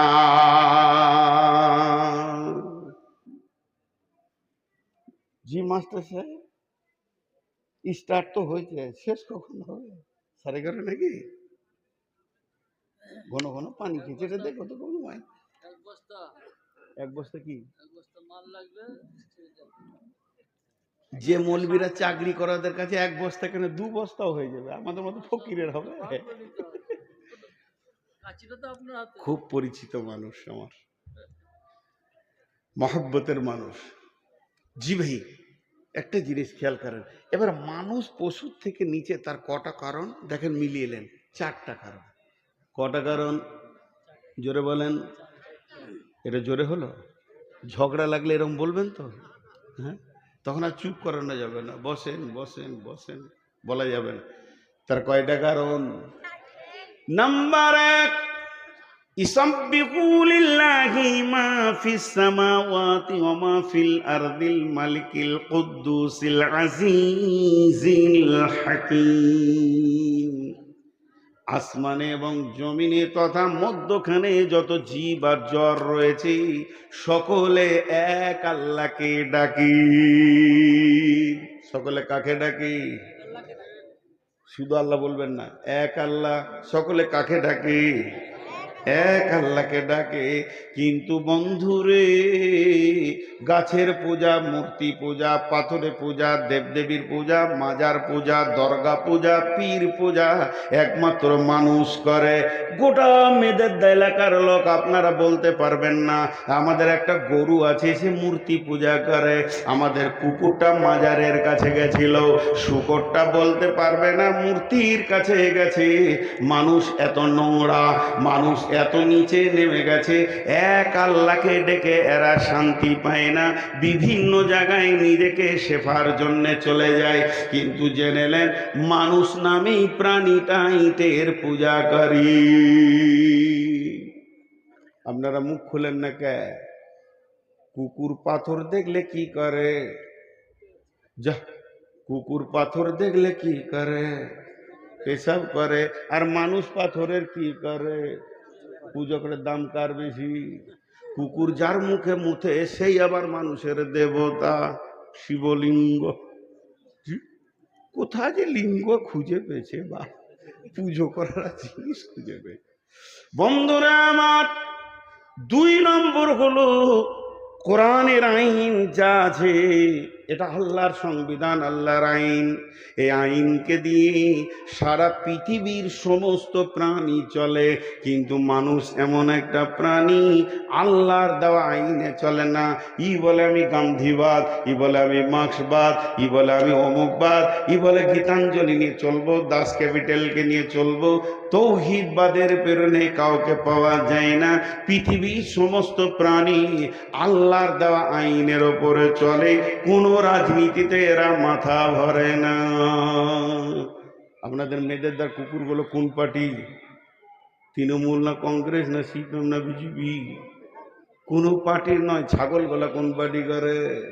যখন তৃণমূলের মিছিল যায় কুকুরগুলা এমনি করে দেখে আর মনে মনে বলে তোরা তো আমাদের থেকে খারাপ বে, আমরাও তো রুচি পেয়েছি আল্লাহর জমিনে, একমাত্র আল্লাহর আইন ছাড়া কারো চলি না। নাম্বার 3, সারা পৃথিবীর যত প্রাণী আছে সকলের রুচি আল্লাহ বরাদ্দ করেছে। কে কি খাবে সব আপনার ব্যাংকে বলেছে পোকা মাকড় ধরে খা, আবার সাপকে বলেছে তুই ব্যাং খা, ময়ূরকে বলেছে তুই সাপ খা, হরিণকে বলেছে তুই ঘাস খাবি, আবার বাঘকে বলেছে তুই হরিণ খাবি। এদের রুজি বরাদ্দ করা আছে। যার যা রুজি বরাদ্দ করা আছে সে তার উপরে সন্তুষ্ট আছে, কোনোদিন অসন্তুষ্ট হয় না। যদি একটা কুত্তাকে খুঁটিতে বেঁধে দেন আর ওকে যদি হাড় আর মাংস দেন তো খেয়ে নেবে, একটা খাসিকে খুঁটিতে বেঁধে দেন, ওকে পাতা দেন আর ঘাস দেন, খেয়ে নেবে। যদি খাবারটা চেঞ্জ করে দেন, কুত্তাকে যদি পাতা আর ঘাস দেন খাবে না, যেহেতু ওর রব কোনোদিন ওকে খেতে বলেনি। আর একে যদি হাড্ডি আর মাংস দেন, খাসিকে তো খাবে না, তার কারণ আল্লাহ দেওয়ার রুজির ওপরে তারা সন্তুষ্ট আছে। হতভাগা মানুষ কত নিচে নেমেছে, এদেরকে হারাম খেতে মানা করেছে, এরাই আবার সকালে উঠে 2 বোতল মদ মেরে দেয়। শুয়োর কোনোদিন মদ খায়? কুকুরে জর্দা খায়? ইঁদুরে বিড়ি খায়? হাজি কোনোদিন খৈনি খেতে বাঁদরকে দেখেছে? সব মানুষে খায়। তাহলে কে বেশি দামি? কে বেশি দামি? বাঁদর সারা জীবন পাতা চুষে চুষে খেলে কিন্তু খৈনি খায় না। গুটকা খেতে দেখেছেন কোনোদিন ছুঁচাকে? যে 2টা গুটকা খায়। বর্তমান ছেলেদের গুটকাতে গাল নষ্ট হয়ে গেল। এখন একটা মাঝে কথা বলে দিচ্ছি, এই ছেঁড়া প্যান্ট পরে যে ছেলেগুলো ঘুরছে না, সুবহানাল্লাহ, ওর জিন্দেগি ছেঁড়া।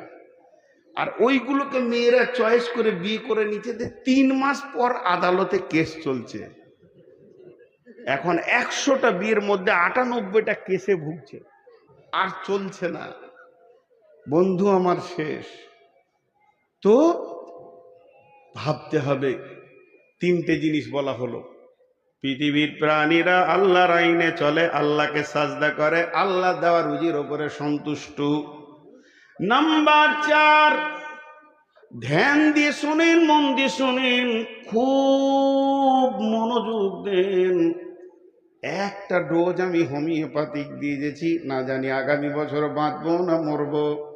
এটাই আপনারা গ্রহণ করে নিলে আমি নূর মোহাম্মদ আশা করি আল্লাহর উপরে ভরসা করে যে প্রত্যেকের জন্য হেদায়েতের দ্বার খুলে যাবে ইনশাআল্লাহ। পৃথিবীর বুকে যত প্রাণী আছে সবাই তার মাবুদের দরজা চিনে। আপনার গরু দুটো মাঠে ছিল, খালি খোঁটাটা তুলে দেন, হাঁটতে হাঁটতে এসে মালিকের দরজায় ঢুকবে।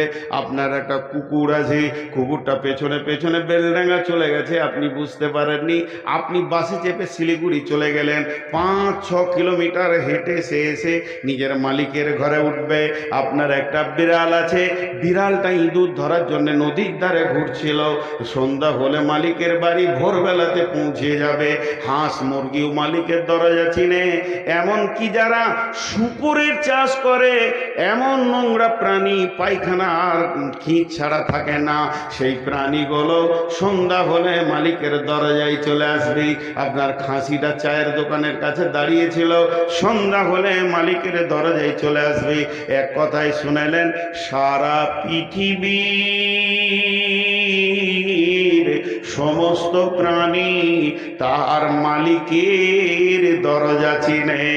হতভাগা মানুষ, তোদের মানুষের মতো জীবন দিলাম আর মানুষের মতো ব্রেন বুদ্ধি দিলাম, তুই একবার ভেবে দেখ, তোর কুত্তাটা তোর বাড়ির দরজা চিনে, কিন্তু তুই যার গোলাম, তোর মালিকের দরজা মসজিদ চুই চিনলি না। শুয়োর কুকুরও পর্যন্ত মালিকের দরজা খুঁজে বের করে লাই। আর তোকে এত বুদ্ধি দিলাম, আজান হচ্ছে তখনই বিড়িটা ধরিয়ে মসজিদের সামনে দিয়ে টানতে টানতে বেরিয়ে গেলি। রবের মনটা কেমন হয় বলেন? আসতে ভাই আমার, লাখে লাখে ঝাঁকে ঝাঁকে খাটে হাজারো হাজার, শেষকালে গুনে দেখি 3 কুড়ি 4। এত হই করিও না, গুনে দেখবো যে কটা টাকা মাত্র। এত টাকা গুনতে যদি হই হয়, ওকে যদি ব্যাংক ম্যানেজার করা হয় তো মনে হবে মারামারি চলছে, বুঝি তো না। আদায় যদি করি 5 মিনিটে ছেড়ে দিয়ে চলে যাবে, আমার আদায় বিষয় নেই, পরিষ্কার কথা। বিষয়কে কেটে কিছু করব না, তাতে আমাকে কেউ নেক আর না নেক। আমি 3টে কথা গুনে বলে দিচ্ছি। আমাকে যদি কেউ মনে করেন ভালো আলেম, সে ধোঁকায় আছেন, চোখটাকে ভালো করে ছিলিয়ে আসেন গা। আমার মতো জাহেল এই পশ্চিমবঙ্গে কেউ নাই। আমার একটা লাইন কোরআন শরীফ ব্যাকরণ দিয়ে তর্জমা করার ক্ষমতা নাই। ক্লিয়ার কথা বলছি, আমি ফতোয়া দিই না, লাই ফতোয়া দিতে পারি না। 1 নম্বর হলো। 2 নম্বরে হলো, আমার 2খানা ডিগ্রি আছে, এটা পশ্চিমবঙ্গে আর কেউ পেয়েছে কিনা জানি না। সেটা হচ্ছে আপামা জনসাধারণ আমাকে ভালোবাসে, এটা প্রতিদিন আমি পাই। আর আপনাদের মতো আল্লাহওয়ালাদের দোয়া আছে আমার, প্রতিদিন পাই। আর 3 নম্বর হলো, আমি আলেমদের জুতো বহনকারী, এটা আমার বড় ডিগ্রি। ভালো আলেম পেলে তার জুতো দুটো মাথায় করে নিয়ে ঘুরে আমি আনন্দিত হয় যে আজকে একটা আলেমের জুতো আমার মাথায় উঠেছে। এই 3খানা ডিগ্রি নিয়ে পশ্চিমবঙ্গ, আসাম, মেঘালয়, ত্রিপুরা ঘুরছি, সেই সাথে বাংলাদেশের 64 জেলা আমাকে চেনে। সর্বোপরি শেষ কথা বলতে গিয়ে চলে আসছে মুখে, বাংলাদেশের প্রশাসন মন্ত্রী থেকে নিয়ে সকলে চেনে। যেদিন আমি ঢুকি অল বাংলাদেশ প্রচার হয়ে যায় যে নূর মোহাম্মদ ঢুকেছে। আল্লাহ ইজ্জতটা দিয়েছে, শুধু একটাই কারণ, বিষয়বস্তু ছেড়ে আমি 1 টাকা কালেকশন নিব না। তাতে আপনি যাই মনে করেন, অনেক দিয়েছে গায়ের লোক, এবার গায়ের লোক কিছু লেখ মাদ্রাসা থেকে, এ মাদ্রাসা এই বায়ানটা দিচ্ছে গায়ের লোককে, ওদেরকে কিছু নিতে দেন। একটা জালসায় গেলাম, নাম করব না, দিনাজপুরে 9:30 থেকে 5:30টায় মাইক চালু হয়েছে, 12টায় বন্ধ হয়েছে। ক ঘন্টা চললো? 5টায় মাইক চালু হয়েছে, 12টায় বন্ধ হয়েছে, ক ঘন্টা চললো? 7 ঘন্টা। 12টা 5টা 12টা, ক ঘন্টা? 7 ঘন্টার মধ্যে খালি 1 ঘন্টা বায়ান হয়েছে কোরআন হাদিসের। আর 6 ঘন্টা 5 টাকা দিল, আল্লাহ তাকে জান্নাতে দাও, করে বলো বলো, এই কারি করো, এই কারি করো। আমি সুর করে আদায়ের পক্ষে, আমি সুর করে আদায়ের পক্ষে। এর জন্য কমিটির দোষ নয়, আল্লাহর কসম, আল্লাহর কসম, কমিটির দোষ নয়, সাধারণের দোষ।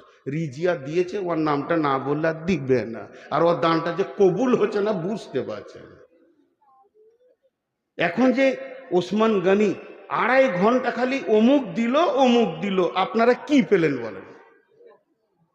তাতে যদি ওসমান গনি যে যোগ্যতাটা আছে আমি ওকে চিনি, 4টা হাদিস বলে যদি তর্জমা করতো কিছু পেতেন।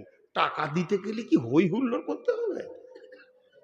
জি, আজীব ব্যাপার এগুলো, কি প্রথা চলে এসেছে। হ্যাঁ, সুর করে আদায় করা যায়, আমি ওটা আবার একমত।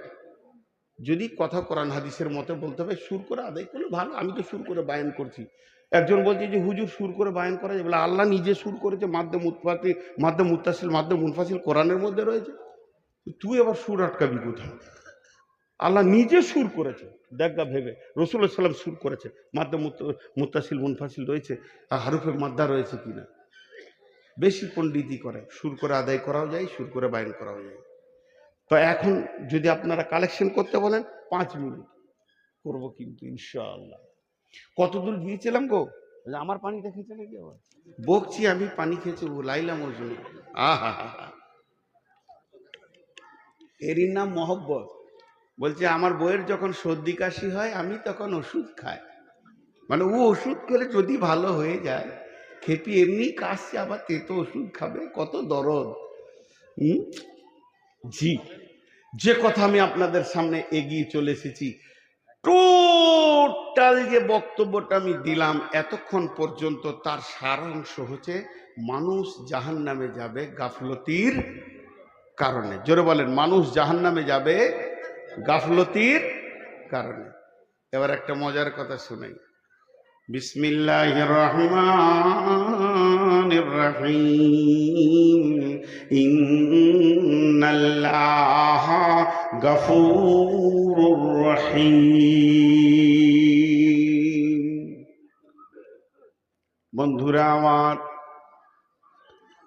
একজন মুতারজিম বিখ্যাত মুফাসসির তাফসীর করে বলছেন, সারা পৃথিবীর যত মানুষ এসেছিলেন আর যারা রয়েছে, এরপরে যারা আসবে, কিয়ামতের মাঠে যতজন জান্নাতে যাবে তাদের কথা বাদ দেন, কিন্তু যারা জাহান্নামে যাবে এরা গুনাহ করেছে, এর জন্য জাহান্নাম যাবে না। গুনাহ করার কারণে মানুষ জাহান্নাম যদি যায়, তাহলে আল্লাহ কি করছেন? গুনাহ করার ডিউটি কার? মানুষের ভিতরে যে গুনাহ করার মতো পার্টস আছে, এটা কে দিয়েছেন? না আল্লাহ দিয়েছেন। তাহলে আমি পাপ করব, এটা তো আমার ডিউটি। আর মাফ করার ডিউটিটা কার? মাফ করার ডিউটি হলো আল্লাহর। কিয়ামতের ময়দানে যদি আল্লাহ বলে গোলাম নূর মোহাম্মদ তুই জাহান্নাম যা, আমি বলবো কেন? আমার রব বলবে তুই পাপ করেছিলি তার জন্য যা।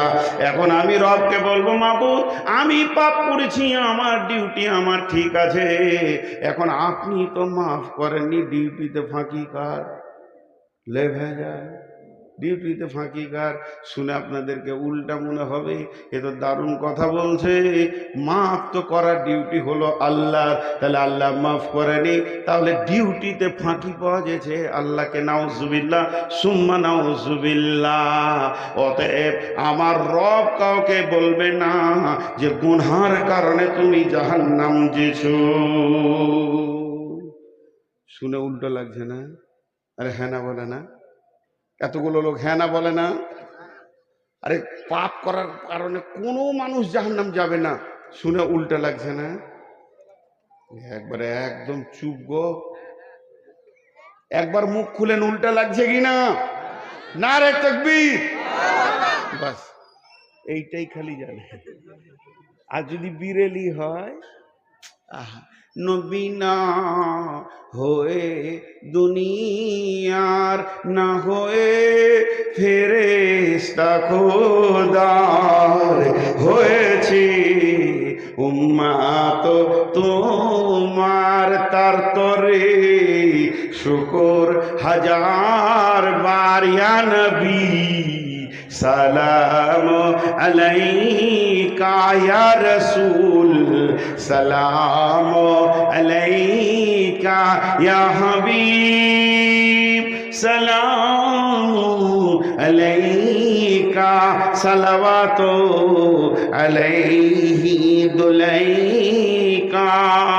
সব দাঁড়িয়ে যাবে, শিয়ালের মতো আর কি চলছে আর দেখবে না, বেরেলিদেরকে খালি একবার এরকম যদি করা হয়, একটু হানা দেন। জলপাইগুড়িতে জালসা করতে গেছি, আর প্রথম বক্তাকে তুলেছে রাত 2:30টায়। তার আগে খালি গজল চলছে। জীবনে দুটি ইতিহাস আছে। আর বোকারো ডিস্ট্রিক্ট পুরুলিয়া পার করে জালসা করতে গিয়েছিলাম, প্রথম বক্তা তুলেছে রাত 3টেই, তারপরে দ্বিতীয় তৃতীয় বক্তা আছে। কি নসিব খারাপ, আমাকে 3টে সময় দিয়েছে। অনেক দিন আগে, তখন ছেলে মানুষ ছিলাম, 40-এর নিচে বয়স ছিল। তো দেখছি সব এরকম করে হাই তুলছে, মানে আর ওকে ভালো লাগছে না রাত যাবে। মানুষের তো একটা দেহ আছে রে ভাই। তা আমি তখন উল্টা দিকে হাঁটতে লাগলাম, পেছন দিকে। বায়ান শুরু করে দিলাম, নামাজ পড়তে হবে না, রোজা রাখতে হবে না, নামাজ পড়ে কোনো লাভ নেই, নামাজ না পড়লেও জান্নাত আছে, রোজা রাখতে হবে না। কে বলেছে রোজা এত জরুরি আছে? কোনো দরকার নেই, হজ করার দরকার নেই, টাকা খরচা হবে, আর আমার কালেমা পড়ার দরকার নেই। মেয়েরা বেপর্দা থাকবে, ছেলেরা লুচ্চামো করবে আর বেহিয়াইমো করবে, ঘুরে বেড়াবে, সুদ খাও, বাটপাড়ি করো, চুরি করো, ডাকাতি করো, বেঈমানি করো, কোনো চিন্তা নাই, আর কোনো আমল করার দরকার নাই। শুধু আল্লাহর যদি একটা হুকুম কেউ মেনে নেয় তো জান্নাতে চলে যাবে। এক মুরব্বি ছিল আমার কাছে একবারে, তো পান খেতে খেতে হাঁ করে তাকিয়ে আছে, কি বায়ান হয়েছে রে বল। আর লোকের তো ঘুম ভেঙে গেছে যে আজ পর্যন্ত কোনো মৌলবি কথা বললে না যে নামাজ পড়ার দরকার নেই। তো ক্লিয়ার সব সাফ করে দিছে আর কি, খালি আল্লাহর একটা হুকুম মানলেই জান্নাত চলে যাবে। তখন এই মুরব্বি থাকতে না পেরে বলছে, ঠিকই নাকি বাপ? হ্যাঁ গো চাচা, ঠিকই বলছি। কোথা আছে বাপ? ও ভাবছে বুখারি টোকারি হলেছে, সহি জয়ী বলবো, তার মানে কোরআনে আছে গো। কি কথা বলছে গো? কোরআনে এরকম আছে? হ্যাঁ, কোথা আছে গো? সূরা রহমানে গো। লে ভেজাল, আল্লাহর একটা হুকুম মেনেই জান্নাত সূরা রহমানে আছে, আর বাকি কিছুই মানতাম না। কোথায় আছি? বিসমিল্লাহির রহমানির রহিম।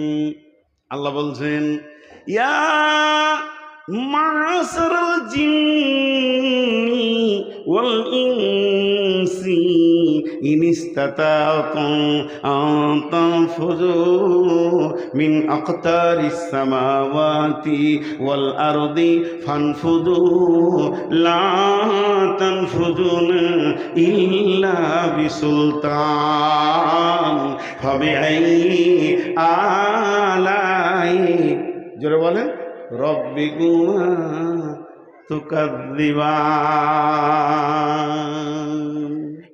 আল্লাহ কি বলতে চাইছেন? হে জিন ইনসানের দল, ও পৃথিবীর মানব কুল, জিন কুল, আমার সংবিধান, আমার আইন যদি তোমাদেরকে ভারী লাগে, এটা যদি বহন করতে বিরক্ত লাগে, তবে এক কাজ করো, এটাকে তোমরা একদিন ইগনোর করে দাও, এটাকে তোমাদেরকে মানতে হবে না। তোমরা একটা কাজ করো, আমার রাজ্য ছেড়ে অন্য আল্লাহর রাজ্যে চলে যাও, যেখানেই যাবে ওটাই আমার রাজ্য, ইল্লা বিসুলতান। আমি বললাম, চাচা আপনাকে একটা আমল করতে হবে, সেটা আল্লাহর জমিনের বাইরে চলে যেতে হবে। কোথায় যাও বাবা? মানতে হবে সোজা রাস্তা। আল্লাহ বলছে, আমার আইন মানবি না, আমার রাজ্যের বাইরে চলে যা, তোর সাথে আমার কোনো ভেজাল নাই। কোথাও যেতে পারবে ও? দেশদ্রোহী 5টা ধরা পড়েছে, তখন ওদেরকে সুপ্রিম কোর্ট থেকে রায় দিয়েছে, ইলেকট্রিক পোলে টেঙ্গে দিবালোকে মানুষের সামনে গুলি করে মারতে হবে। দেশদ্রোহী ধরা পড়েছে, মুশকিল খুব। এবার ওরা কি ধরেছে? রাষ্ট্রপতিকে প্রাণ ভিক্ষা চাইছি। রাষ্ট্রপতি বলছে 1 সপ্তাহ টাইম দিলাম, দেশের মাটির বাইরে চলে যা। 1 সপ্তাহ পর গোয়েন্দা দিয়ে দেখছে ওরা মালদা আম বাগানে পাকা পাকা আম খেছে গাছে চেপে। পুলিশ বলছে, রে নাম রে শালা, তোদেরকে নিয়ে যাব। ওরা তখন বলছে, রাষ্ট্রপতি বলেছে দেশের বাইরে মাটিতে থাকিস না, আমরা তো গাছে আছি ভাই, মানবে? আল্লাহ বলছে, শোনো, আমার আইন মানবে না, আমার সূর্যের আলো নেবে না, আমার পাতালের পানি খাবে না, আমার জমি চাষ করবে না, আমার আলোর বাইরে তুমি চলে যাও, তোমার সাথে আমার কোনো লেনদেন নাই। আর যদি আমার সূর্যের আলো লাও, আমার অক্সিজেন যদি ব্যবহার করো, আমার মাটিকে যদি তোমরা ব্যবহার করো, তাহলে আমার প্রত্যেকটা আইনকে পঙ্খানুপুঙ্খান মেনে নিতে হবে। তেমনি বন্ধুরে, একটু আগে বললাম আমার রব কোনো মানুষকে গুনহার কারণে জাহান্নামে দেবেন না। আর একবার বলছি, আমার রব কোনো মানুষকে গুনহার কারণে জাহান্নামে দেবেন না। আমার রব কোনো মানুষকে গুনহার কারণে জাহান্নামে দেবেন না। যে কারণে জাহান্নামে দেবে সেই কারণটা হচ্ছে মাপ না চাওয়ার কারণে জাহান্নাম যাবে। গুনাহ করা অপরাধ নয়, মাপ না চাওয়াটা অপরাধ। বুঝাতে পারলাম? গুনার কারণে মানুষ জাহান্নাম যাবে না, মাপ না চাওয়ার কারণে যাবে। কারণটা হচ্ছে মাপ না চাওয়া। এবার বলেন, আল্লাহ বলছেন তোমরা যখন গুনাহ করো তখন তোমাদের খুব উদ্দীপনা থাকে, কিন্তু একবার মুখে বলতে হবে আল্লাহ তুমি মাফ করো। এটা তোমরা অলসতার কারণে বলো না। তোমাদেরকে এমন গাফলতি শয়তান দিয়েছে, গুনার ব্যাপারে তুমি হিরো, মাফ চাওয়ার ব্যাপারে তুমি হয়ে গেলে জিরো। আল্লাহ কেমন মাফ করেন? ইন্নাল্লাহা গাফুরুর রহিম। একটা লোক একটাই গুনাহ, একটা লোক একটাই গুনাহ, একটা লোক একই গুনাহকে প্রতিদিন যদি 70 বারের ওপর করে থাকে, আল্লাহ 70 বারই মাফ করবেন। কেন মাফ করবেন? আল্লাহ বলেছেন আমি মাফ করেনেওয়ালা, ইন্নাল্লাহা গাফুরুর রহিম। তবে প্রত্যেকটি তওবাতে ইখলাস থাকতে হবে যে আমি এই গুনাহ আর করব না, আবার হয়ে গেছে। অতএব মানুষ গুনাহ করে না, মুমিন কোনোদিন গুনাহ করে না, ঈমানদার কোনোদিন গুনাহ করে না। একটা কথা জিজ্ঞেস করব, উত্তর দেন। রোডে গাড়ি, বাস, ট্রাক, ডাম্পার এরা কি অ্যাক্সিডেন্ট করে? এতগুলো লোক কিছু বলছে না।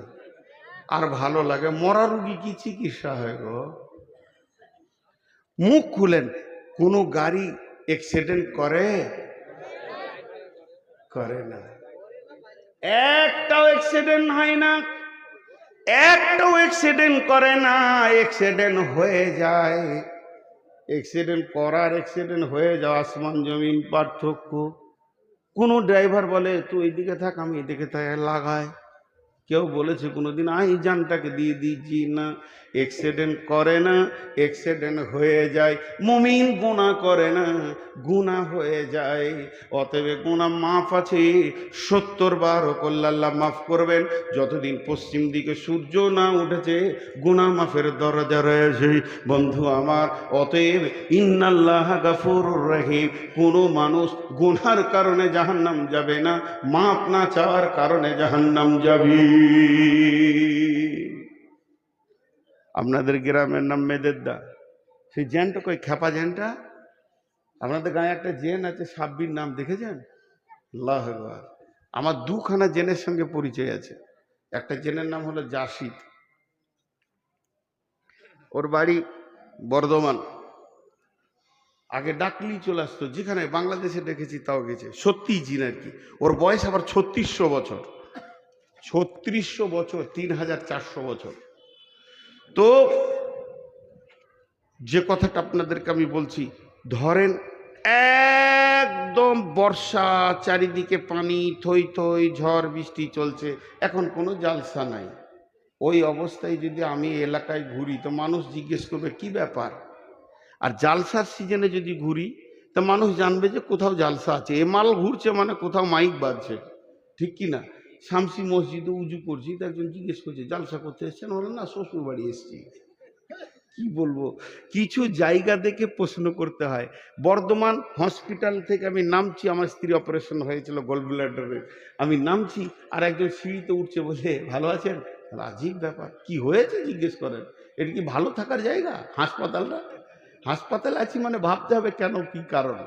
তো ঠিক ধরে নেন আমি অফ সিজনে চলে এসেছি, এসেই মসজিদে উঠলাম। আর মসজিদে উঠেছি, আর সাব্বির গেছে নামাজ পড়তে, বা ওর আব্বা গেছেন, ওর নানা গেছেন নামাজ পড়তে। হঠাৎ অবাক, এত বৃষ্টিতে কেন লোকটা তাল পাচ্ছে না। মাস্টার সাহেব নামাজ পড়তে পড়তে দেখে বর্ধমানই নয়, সবাই অবাক হলো। কিন্তু বন্ধু আমার, চারিদিকে বৃষ্টি, হোটেল টোটেল কিছু খোলা নাই, কোনো ওরকম টোটো ধরে এসে পৌঁছেছি মেয়েদের দেয়। রাত্রি তখন 10:30 বেজে গেছে, 8টা বেজে গেছে, 8:30 9টা বাজছিল। মাস্টার সাহেব বাড়ি গেলেন, বাড়িতে গিয়ে বলছে বর্ধমানই এসেছে, কিছু খাবার আছে কি?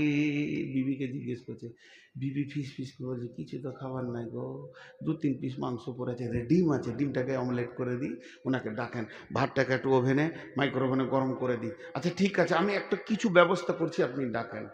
উনি একটা ছেলেকে পাঠালো, বাবা নূর মোহাম্মদকে ডেকে নিয়ে এসো, দেখো কা বর্ধমানি মসজিদে বসে আছি। একটা ছেলে এসে বলছে হুজুর চলেন। মাস্টার সাহেব ডাকছি, কিংবা ডাকছেন হাজি সাহেব ডাকছেন, গেলাম না। 2 নম্বর একটা ছেলে এলো, আমি গেলাম না। 3 নম্বর একজনকে পাঠালো, আমি গেলাম না। 4 নম্বর একজনকে পাঠালো, আমি গেলাম না। আমাকে কত গুরুত্ব দিচ্ছে। 5 নম্বর একটা লোককে পাঠালো, যাও ডেকে নিয়ে এসো, আমি গেলাম না। 5বার আমি গেলাম না। যে ডেকেছে তাকে আমি একদম নেকেট করে তেরে ধুমকে তাড়িয়ে দিলাম। কিন্তু হাজি সাহেব কত ভালোবাসেন, মাস্টার সাহেব কত ভালোবাসেন, অত রাত্রিতে ওই ঝিমঝিম পানিতে ছাতাটা নিয়ে এসে মসজিদে বলছেন, ভাই সালাম আলাইকুম, আসেন, যেটুকু খাবার আপনার আমার কপালে আল্লাহ জুটিয়েছে 2 ভাইয়ে খেয়ে নেব। ঝাঁকি দিয়ে ছেড়ে নিলাম, গেলাম না। এইভাবে রাতটা চলে গেল, ক্ষুধার্ত অবস্থায় গেল। ফজরের নামাজ পড়ে আমি চায়ের দোকানে বসেই বলছি, মেয়েদের দালোক বেঈমান, এদের ইমান নাই, এদের কোনো চেতনতা নাই, মেহমানের প্রতি এদের কোনো গুরুত্ব নাই। আমি সারাটা রাত না খেয়ে থাকলাম, আমার ব্যাপারে কোনো খবর নিল না। একবার মুখ খুলে বলেন, আমার দাবিটা সত্য না আমার দাবিটা মিথ্যা? বলেন, দাবিটা মিথ্যা কি না? সবাই যদি একবার মুখ খুলেন, কোনো গুনাহ হবে? হবে? জোরে বলেন, সত্য না মিথ্যা? মিথ্যা। কেন? 5 বার 6 বার ডেকে পেল না। আমার রব বলছেন, তোর কাছে আমাকে শিখতে হবে, মাফ করে ডিউটিটা আমার। তোর কাছে কি আমাকে চেতনতা নিতে হবে? আমার কি বিবেক নাই? আমার কি জ্ঞান নাই? তোর গুনাহ করেছিস তুই, মাফ করব আমি। তাই ফজরের সময় মসজিদকে দিয়ে বললাম, আমার গোলামদেরকে আমার ঘরে ডেকে দে, আমি রব রেডি হয়ে গেছি তার গুনাহকে মাফ করার জন্যে। তোকে আমি পাইনি। জোহরে ডেকেছি, তোকে আমি পাইনি। আসরে ডেকেছি, তোকে আমি পাইনি। মাগরিবে ডেকেছি, তোকে আমি পাইনি। তোর অলসতা কত বেশি ছিল, ঘুমাইয়ে কাজা করেছি ফজর, তখনও জাগিনি, তখনও জোহর খেলাই খেলাই কেটেছে আসর। মাগরিবে আজ শুনি আজান, জামাতে সামিল হও রে এসাতে, এখনো জামাতে আছে স্থান। তারপরও তোকে আমি এসাতেও ডেকে পাইনি। 5 বার মুয়াজ্জিনকে দিয়ে ডেকে তোকে আমি পেলাম না। শেষকালে আমি রব তোকে কত ভালোবাসি রে, আমার উপরে ক্লেম লাগাস না। আমি রব কত মহব্বতের। তাহাজ্জুদের টাইমে সারা বিশ্ব যখন ঘুমিয়ে গেছে, আমি রব তোর দরজায় দাঁড়িয়ে আছি আর বলেছি, গোলাম ওঠ, একবার উজু করে 2 রাকাত নামাজ পড়ে বল, রব্বানা ফাগফির লানা যুনুবানা। আমি রব নিজে এসেছি তোর ঘরের দরজায়। পাপ করেছিস তুই, আগুন জ্বালিয়েছিস তুই, পাপের আসামি তুই। আমি হলাম রব, আমি তোকে কত ভালোবাসি রে। তোর পাপে আগুন জ্বলছে, কিন্তু আমি রবের শান্তি হচ্ছে না। আমি তোর দরজায় ডাক দিয়েছি, তখন তুই গরুর মতো নাক ডেকে ঘুমিয়েছিলি। অতএব কোন মানুষ জাহান্নাম গুনার কারণে যাবে না, যাবে অলসতা করে, রবের কাছে সে ক্ষমা চাইনি।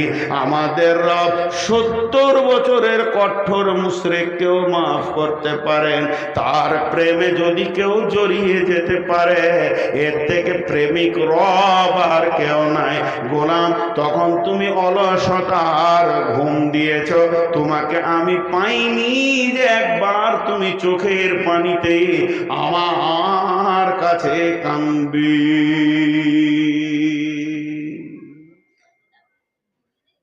বলেন, জাহান্নাম যাওয়ার কারণে আল্লাহ মাফ করেনি না মাফ নিতে পারিনি?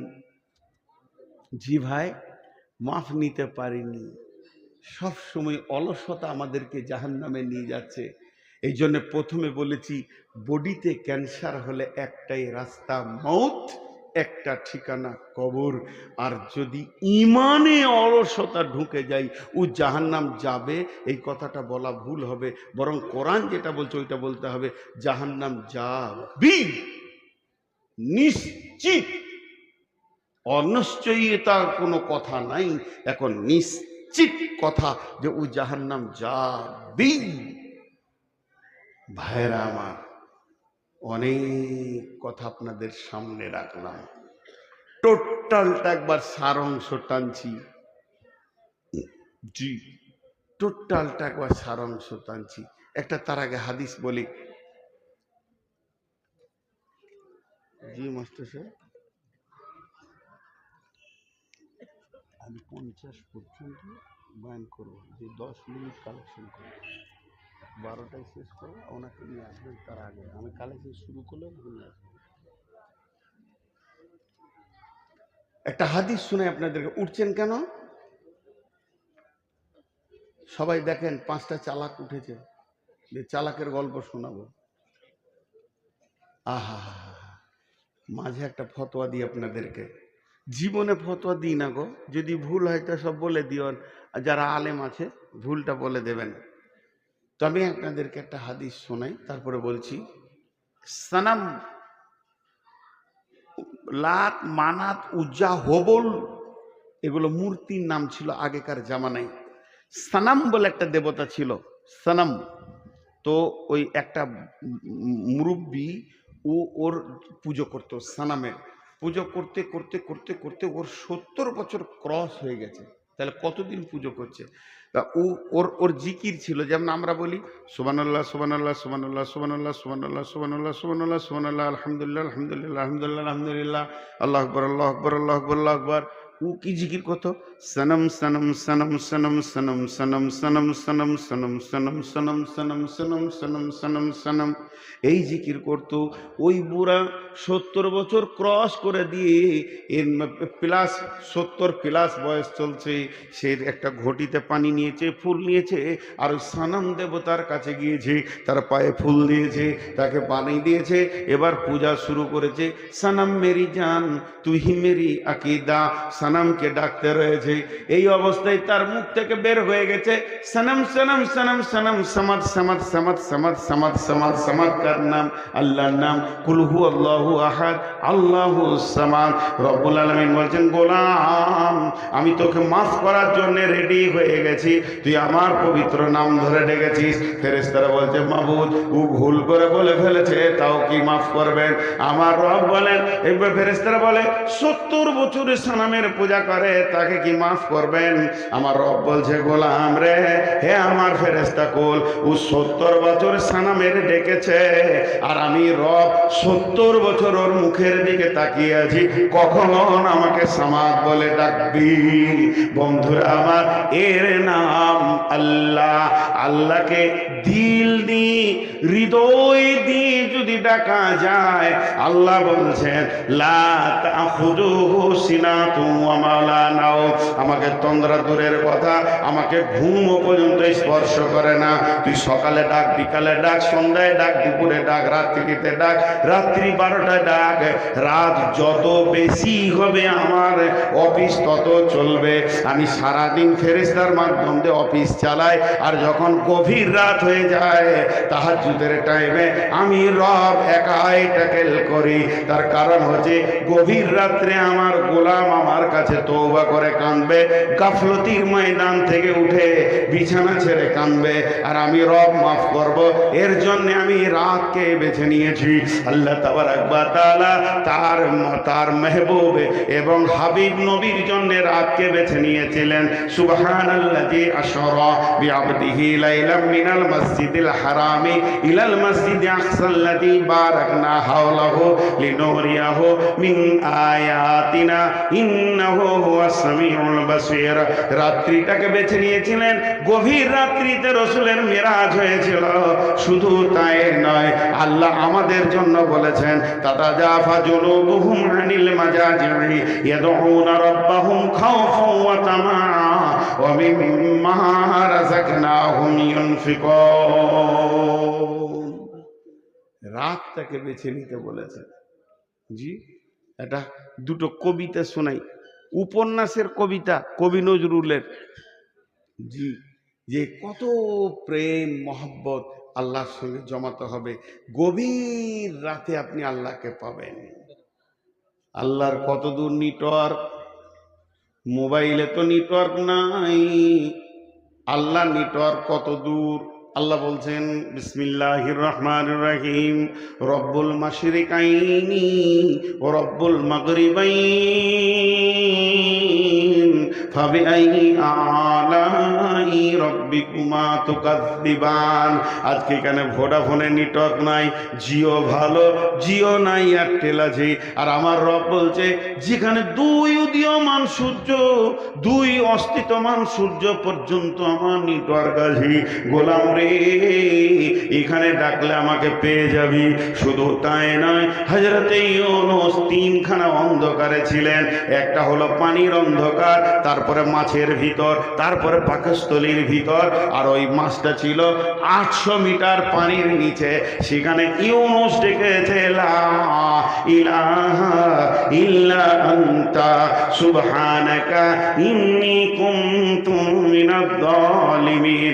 ইউনূসের গাফলতি ছিল না, ইউনূসের ত্রুটি হয়ে গেছিল, একদম রেগুলার ডেকে গেছে। আর সেই আওয়াজ আরশে মহল্লা পর্যন্ত পৌঁছে গেছে। আল্লাহ বলে গোলাম রে আমি সে রব আছি, এখনো তোরা ডাক। এবার আমার একটা মোবাইল আছে, যদি কেউ কথা শুরু করে দেয় আর একজনের কথা ওখানে ঢুকবে না, বিজি। কিন্তু আমার রব আপনি ডাকেন, আপনার আব্বা মা, আপনার গোষ্ঠী, আপনার বংশ, আমার ভাই, আমার বোন, সমস্ত বাংলাওয়ালা, সমস্ত আপনার ইংরেজিওয়ালা, হিন্দিওয়ালা, উর্দুওয়ালা, আরবিওয়ালা, যত পৃথিবীর মানুষ আছে। শুধু তাই নয়, যত প্রাণী আছে, গরু ছাগল আছে, যা আছে, মাটির ভিতরে কত প্রাণী আছে, সমুদ্রের পানিতে কত প্রাণী আছে, জঙ্গলে আছে। আল্লাহ তাবারাক ওয়া তাআলা বলছে তোরা একসঙ্গে ডাকবি, আমি একসঙ্গে সকলকে সাড়া দিব। আমার ভিতরে কোনো বিজি নাই, ব্যস্ততা নাই। আমি কাউকে বলবো না এখন নয়, তোর টাইমটা পরে। যদি তাই আমি আল্লাহ সিরিয়াল দিয়ে দিতাম, তোর সিরিয়ালটা কখন পড়তো একবার ভেবে দেখ। আমার নাম রহমানুর রহিম। তোর চিনতে ভুল হয়েছে, তোর তওবা করতে ভুল হয়েছে, তোর গাফলতিতে জিন্দেগি কাটিয়ে ফেলেছিস, একবার তওবা করে আল্লাহর কাছে ফিরে আয়।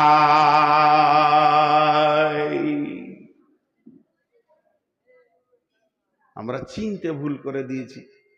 জাহান্নাম মানুষ এমনি যাবে না। জি, আল্লাহ কত মেহেরবান। কবরের আযাব রেখেছে কেন জানেন? যাতে মানুষটা জাহান্নাম না যায়। ও যে পাপটা করেছে কবরেই মাইনাস হয়ে যাক। যার কবরে ক্লিয়ার হলো না, তো কিয়ামতের মাঠে লম্বা দাঁড়িয়ে থাক, বিচার তো আল্লাহ 1 সেকেন্ডে করে নিতে পারবে। এতদিন কেন দাঁড় করাছে? যাতে করে মানুষটা জাহান্নাম না যায়। সেখানে কিছু মাপ হবে, তারপরে পুলসেরাতে ছাড়বে। কেন এত লম্বা পুলসেরাত করলেন আল্লাহ? যাতে জাহান্নাম না চলে যায়, যাতে জাহান্নাম না চলে যায়। একটা মহিলা রান্না করছেন, এমনি করে লকড়িটা দিচ্ছে, ধর আগুনটা জ্বলে উঠছে, এদিকে আবার সবজি রেডি করছে, আবার একবার করে ওটাকে না করে চামচ দিয়ে লাড়তে হচ্ছে, লেগে যাবে নাকি। কটা কাজ করছে? 4টা কাজ।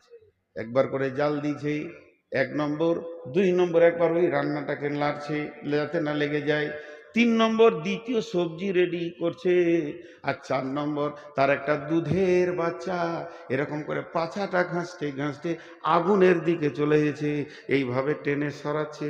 তাহলে ওকে 4টা কাজ, একবার বাচ্চাটা সরায়, একবার লকড়িটা ভরে, একবার চামচটা লাড়ে, এদিকে রসুন পেঁয়াজ রেডি করে। এই অবস্থায় বিশ্ব নবী পৌঁছে গেলেন। নবীজির দিকে তাকিয়ে মহিলাটা বলছেন, তখন পর্দার আয়াত নাজিল হয়নি, নবীজিকে বলছেন, ইয়া রাসূলুল্লাহ, এটা হলো দুনিয়ার আগুন, এটা তো জাহান্নামের আগুন নয়, এর থেকে তো 70 গুণ বেশি তেজ হলো জাহান্নামের আগুন। ও দয়ার নবী গো, এটা আমার পেটের সন্তান, এটা তো আমি আমার বান্দা নয়, আমি ওর আল্লাহ নয়, তা আল্লাহর মায়া তো মায়ের থেকেও বেশি, আর আমি আমার বাচ্চাটাকে মা হয়ে কতটা ভালোবাসছি যেন আমার ছেলেটা দুনিয়ার আগুনে পুড়ে না যায়, এর জন্য বারবার টেনে সরাচ্ছি। আমার রব কি তার গোলামকে কেমন করে জাহান্নামের আগুনে দেবে? ইয়া রাসূলুল্লাহ, রবের কি দিল কাঁপবে না? রব কি দিতে গিয়ে তার কষ্ট হবে না? বিশ্বনবী বললেন, ও মহিলা, আমার রব চাই না তার গোলাম জাহান্নাম চলে যাক, এর জন্যে হাজারো রাস্তা বের করেছে। গভীর রাত্রিতে খালি একবার বল, রব্বানা ফাগফির লিনা, মাফ। মা তো মাফ করতেই পারবে না। আমার মা বলেছে, বেটা নূর মোহাম্মদ, বলে কি? বলে বেলডাঙ্গা চললি? বলে হ্যাঁ। আমার জন্য কলা দই আর ছিঁড়ে নিয়ে আসবি। আমি কাজে কাজে দৌড়তে দৌড়তে ভুলে গেছি। মা যখনই আমি বাইক নিয়ে ঘর ঢুকছি, মা বলছে, বেটা এলি নাকি? বাবা আমি তো লম্বা করে জিভ বার করছি, ভুল করে দিয়েছি। মা তো দই চিড়ের কথা বলেছিল। মায়ের কণ্ঠস্বর মনে পড়িয়ে দিয়েছি।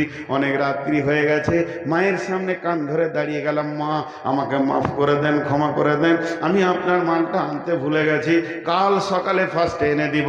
আমার মা এক চান্সে মাফ করতে পারবে না, এতগুলো লিস্টি দেবে। আজকে দই এনে দিলি না, রমজান মাসে তুই চিড়ে এনে দিসনি, আর একদিন ওষুধ এনে দিলি না, একদিন ডাকলাম পেছন করে চলে গেলি, তোকে আমি দুধ খাইয়েছি, তোর প্রসব যন্ত্রণা আমি যন্ত্রণা নিয়েছি, তোকে আমি পেটে 9 মাস বহন করেছি। শুধু তাই নয়, তোর পেচ্ছাপ পায়খানা 2 হাতে করে সাফ করেছি। তুই এত বড় ধৃষ্ট হয়ে গেছিস, আমার কথা শুনছিস না। এরপরে মা মাফ করবে, মা এতগুলো শোনাবে, তারপরে মাফ করবে। আমার রব কেমন, আমার আল্লাহ কেমন। 70 বছর ধরে মাতাল জোয়ারি হয়ে জীবন কাটাচ্ছি, আজকে রাত্রিতে যদি একবার বলি রব্বানা ফাগফির লানা, আল্লাহ বলবে মাফ। কেন করেছিস? আল্লাহর শব্দ আসবে না, আল্লাহ একবারও বলবে না কেন করলি। আল্লাহ কথা দিয়েছেন তুই ক্ষমা চাইবি, আমি তোকে ক্ষমা করব, এর নাম আল্লাহ। কিন্তু হতভাগা এত অলসতাই জীবন কাটছে, একবারও ইবাদত করা তো দূরের কথা, ক্ষমা চানোর মতো সময়টা হাতে নাই। পাপ করতে ভালো লাগছে, মাপ চাইতে লজ্জা লাগছে। এরা কি সাধে জাহান্নামে যাবে? রসুল বলছেন এদের চরিত্র জাহান্নামে নিয়ে যাবে। বিধায় একটি কথা আপনাদেরকে বলি, আপনারা, আমি 10 মিনিট টাইম নিব আপনাদের কাছে। এটা জিহাদ, উঠবেন না। ডানে বামে আলেম আছে। জিহাদের 2টো পার্ট, একটা মাল দেওয়া, একটা জান দেওয়া, দুটোর নাম জিহাদ। ওয়াতুজাহিদুনা ফি সাবিলিল্লাহি বিআমওয়ালিকুম ওয়া আনফুসিকুম। জান মাল দুটি দেওয়ার নাম জিহাদ। অতএব জান দিয়ে জিহাদ শুরু হয় না, মাল দিয়ে শুরু হয়। এখন মালের জিহাদ চলবে। 10 মিনিটের আগে যিনি উঠে যাবেন, আমি তাকে গাল দিব না, আমি তাকে খারাপ বলবো না, আমি তার জন্য বদদুয়া করব না, তবে বলছি আল্লাহর পাকড়াওয়ে পড়ে যাবেন। কারণ ইতিহাস খুঁজে দেখেন, জিহাদের ময়দান থেকে যতজন পালিয়েছে সব মুনাফিক ছাড়া অন্য কেউ নয়। আপনাদের হাতগুলো ধরছি, আব্বা, ভাই, বন্ধু, বেটা, সোনামানিক, 10 মিনিটের আগে কেউ জায়গা ছাড়বেন না। তাতে আপনার যা আছে কপালে, 10 মিনিট আগে কেউ জায়গা ছাড়বেন না। মাদ্রাসার মৌলবি আর কমিটিরা বলে দে বাপ, দে বাপ, দে বাপ। দিতে মন হয় না, কিন্তু রাত 12টায় ডাকাত ঢুকলে উল্টিয়ে বলবে লে বাপ লে বাপ। দু জায়গায় মানুষ টাকা দেয়, এক হসপিটালে আর এক ডাকাতের হাতে আর উকিলের হাতে, তখন দিতে ভালো লাগে। বন্ধু আমার, কোরআনে আছে একদিন মানুষ দিতে চাইবে, যখন জাহান্নামের নিচে চলে যাবে তখন জাহান্নাম থেকে চিৎকার মেরে বলবে আল্লাহ আমি সর্বস্ব দান করে দিলাম। কোরআন বলছে লা ইয়াখুযু মিনকুম ফিদিয়াতুন, সেই দিন নেওয়া হবে না, ধুমকে তেড়ে দেওয়া হবে। কোন আল্লাহর গোলাম আছেন একটা 10,000 টাকা দেবেন? কোন আল্লাহর গোলাম আছেন? আমি 10টা মিনিট চেয়ে নিয়েছি আপনাদের কাছে, 12টা 5-এ ছাড়বো। আল্লাহর গোলাম কেউ আছেন? হ্যাঁ, খোরশেদ মোল্লা নগদ দান 15,000 টাকা মৃত পিতা ও মাতার জন্য। স্ত্রী, আহা স্ত্রী, ঠিক আছে দোয়া করব। কেউ আছেন? 10,000, 1,000। আপনি গরিব মানুষ, আপনি কেন 10,000-এ মাথা ভরতে যাবেন? 1,000, 1 থেকে 10 পর্যন্ত বলছি, আর 10 মিনিট টাইম নিয়েছি, 1.5 মিনিট চলে গেল।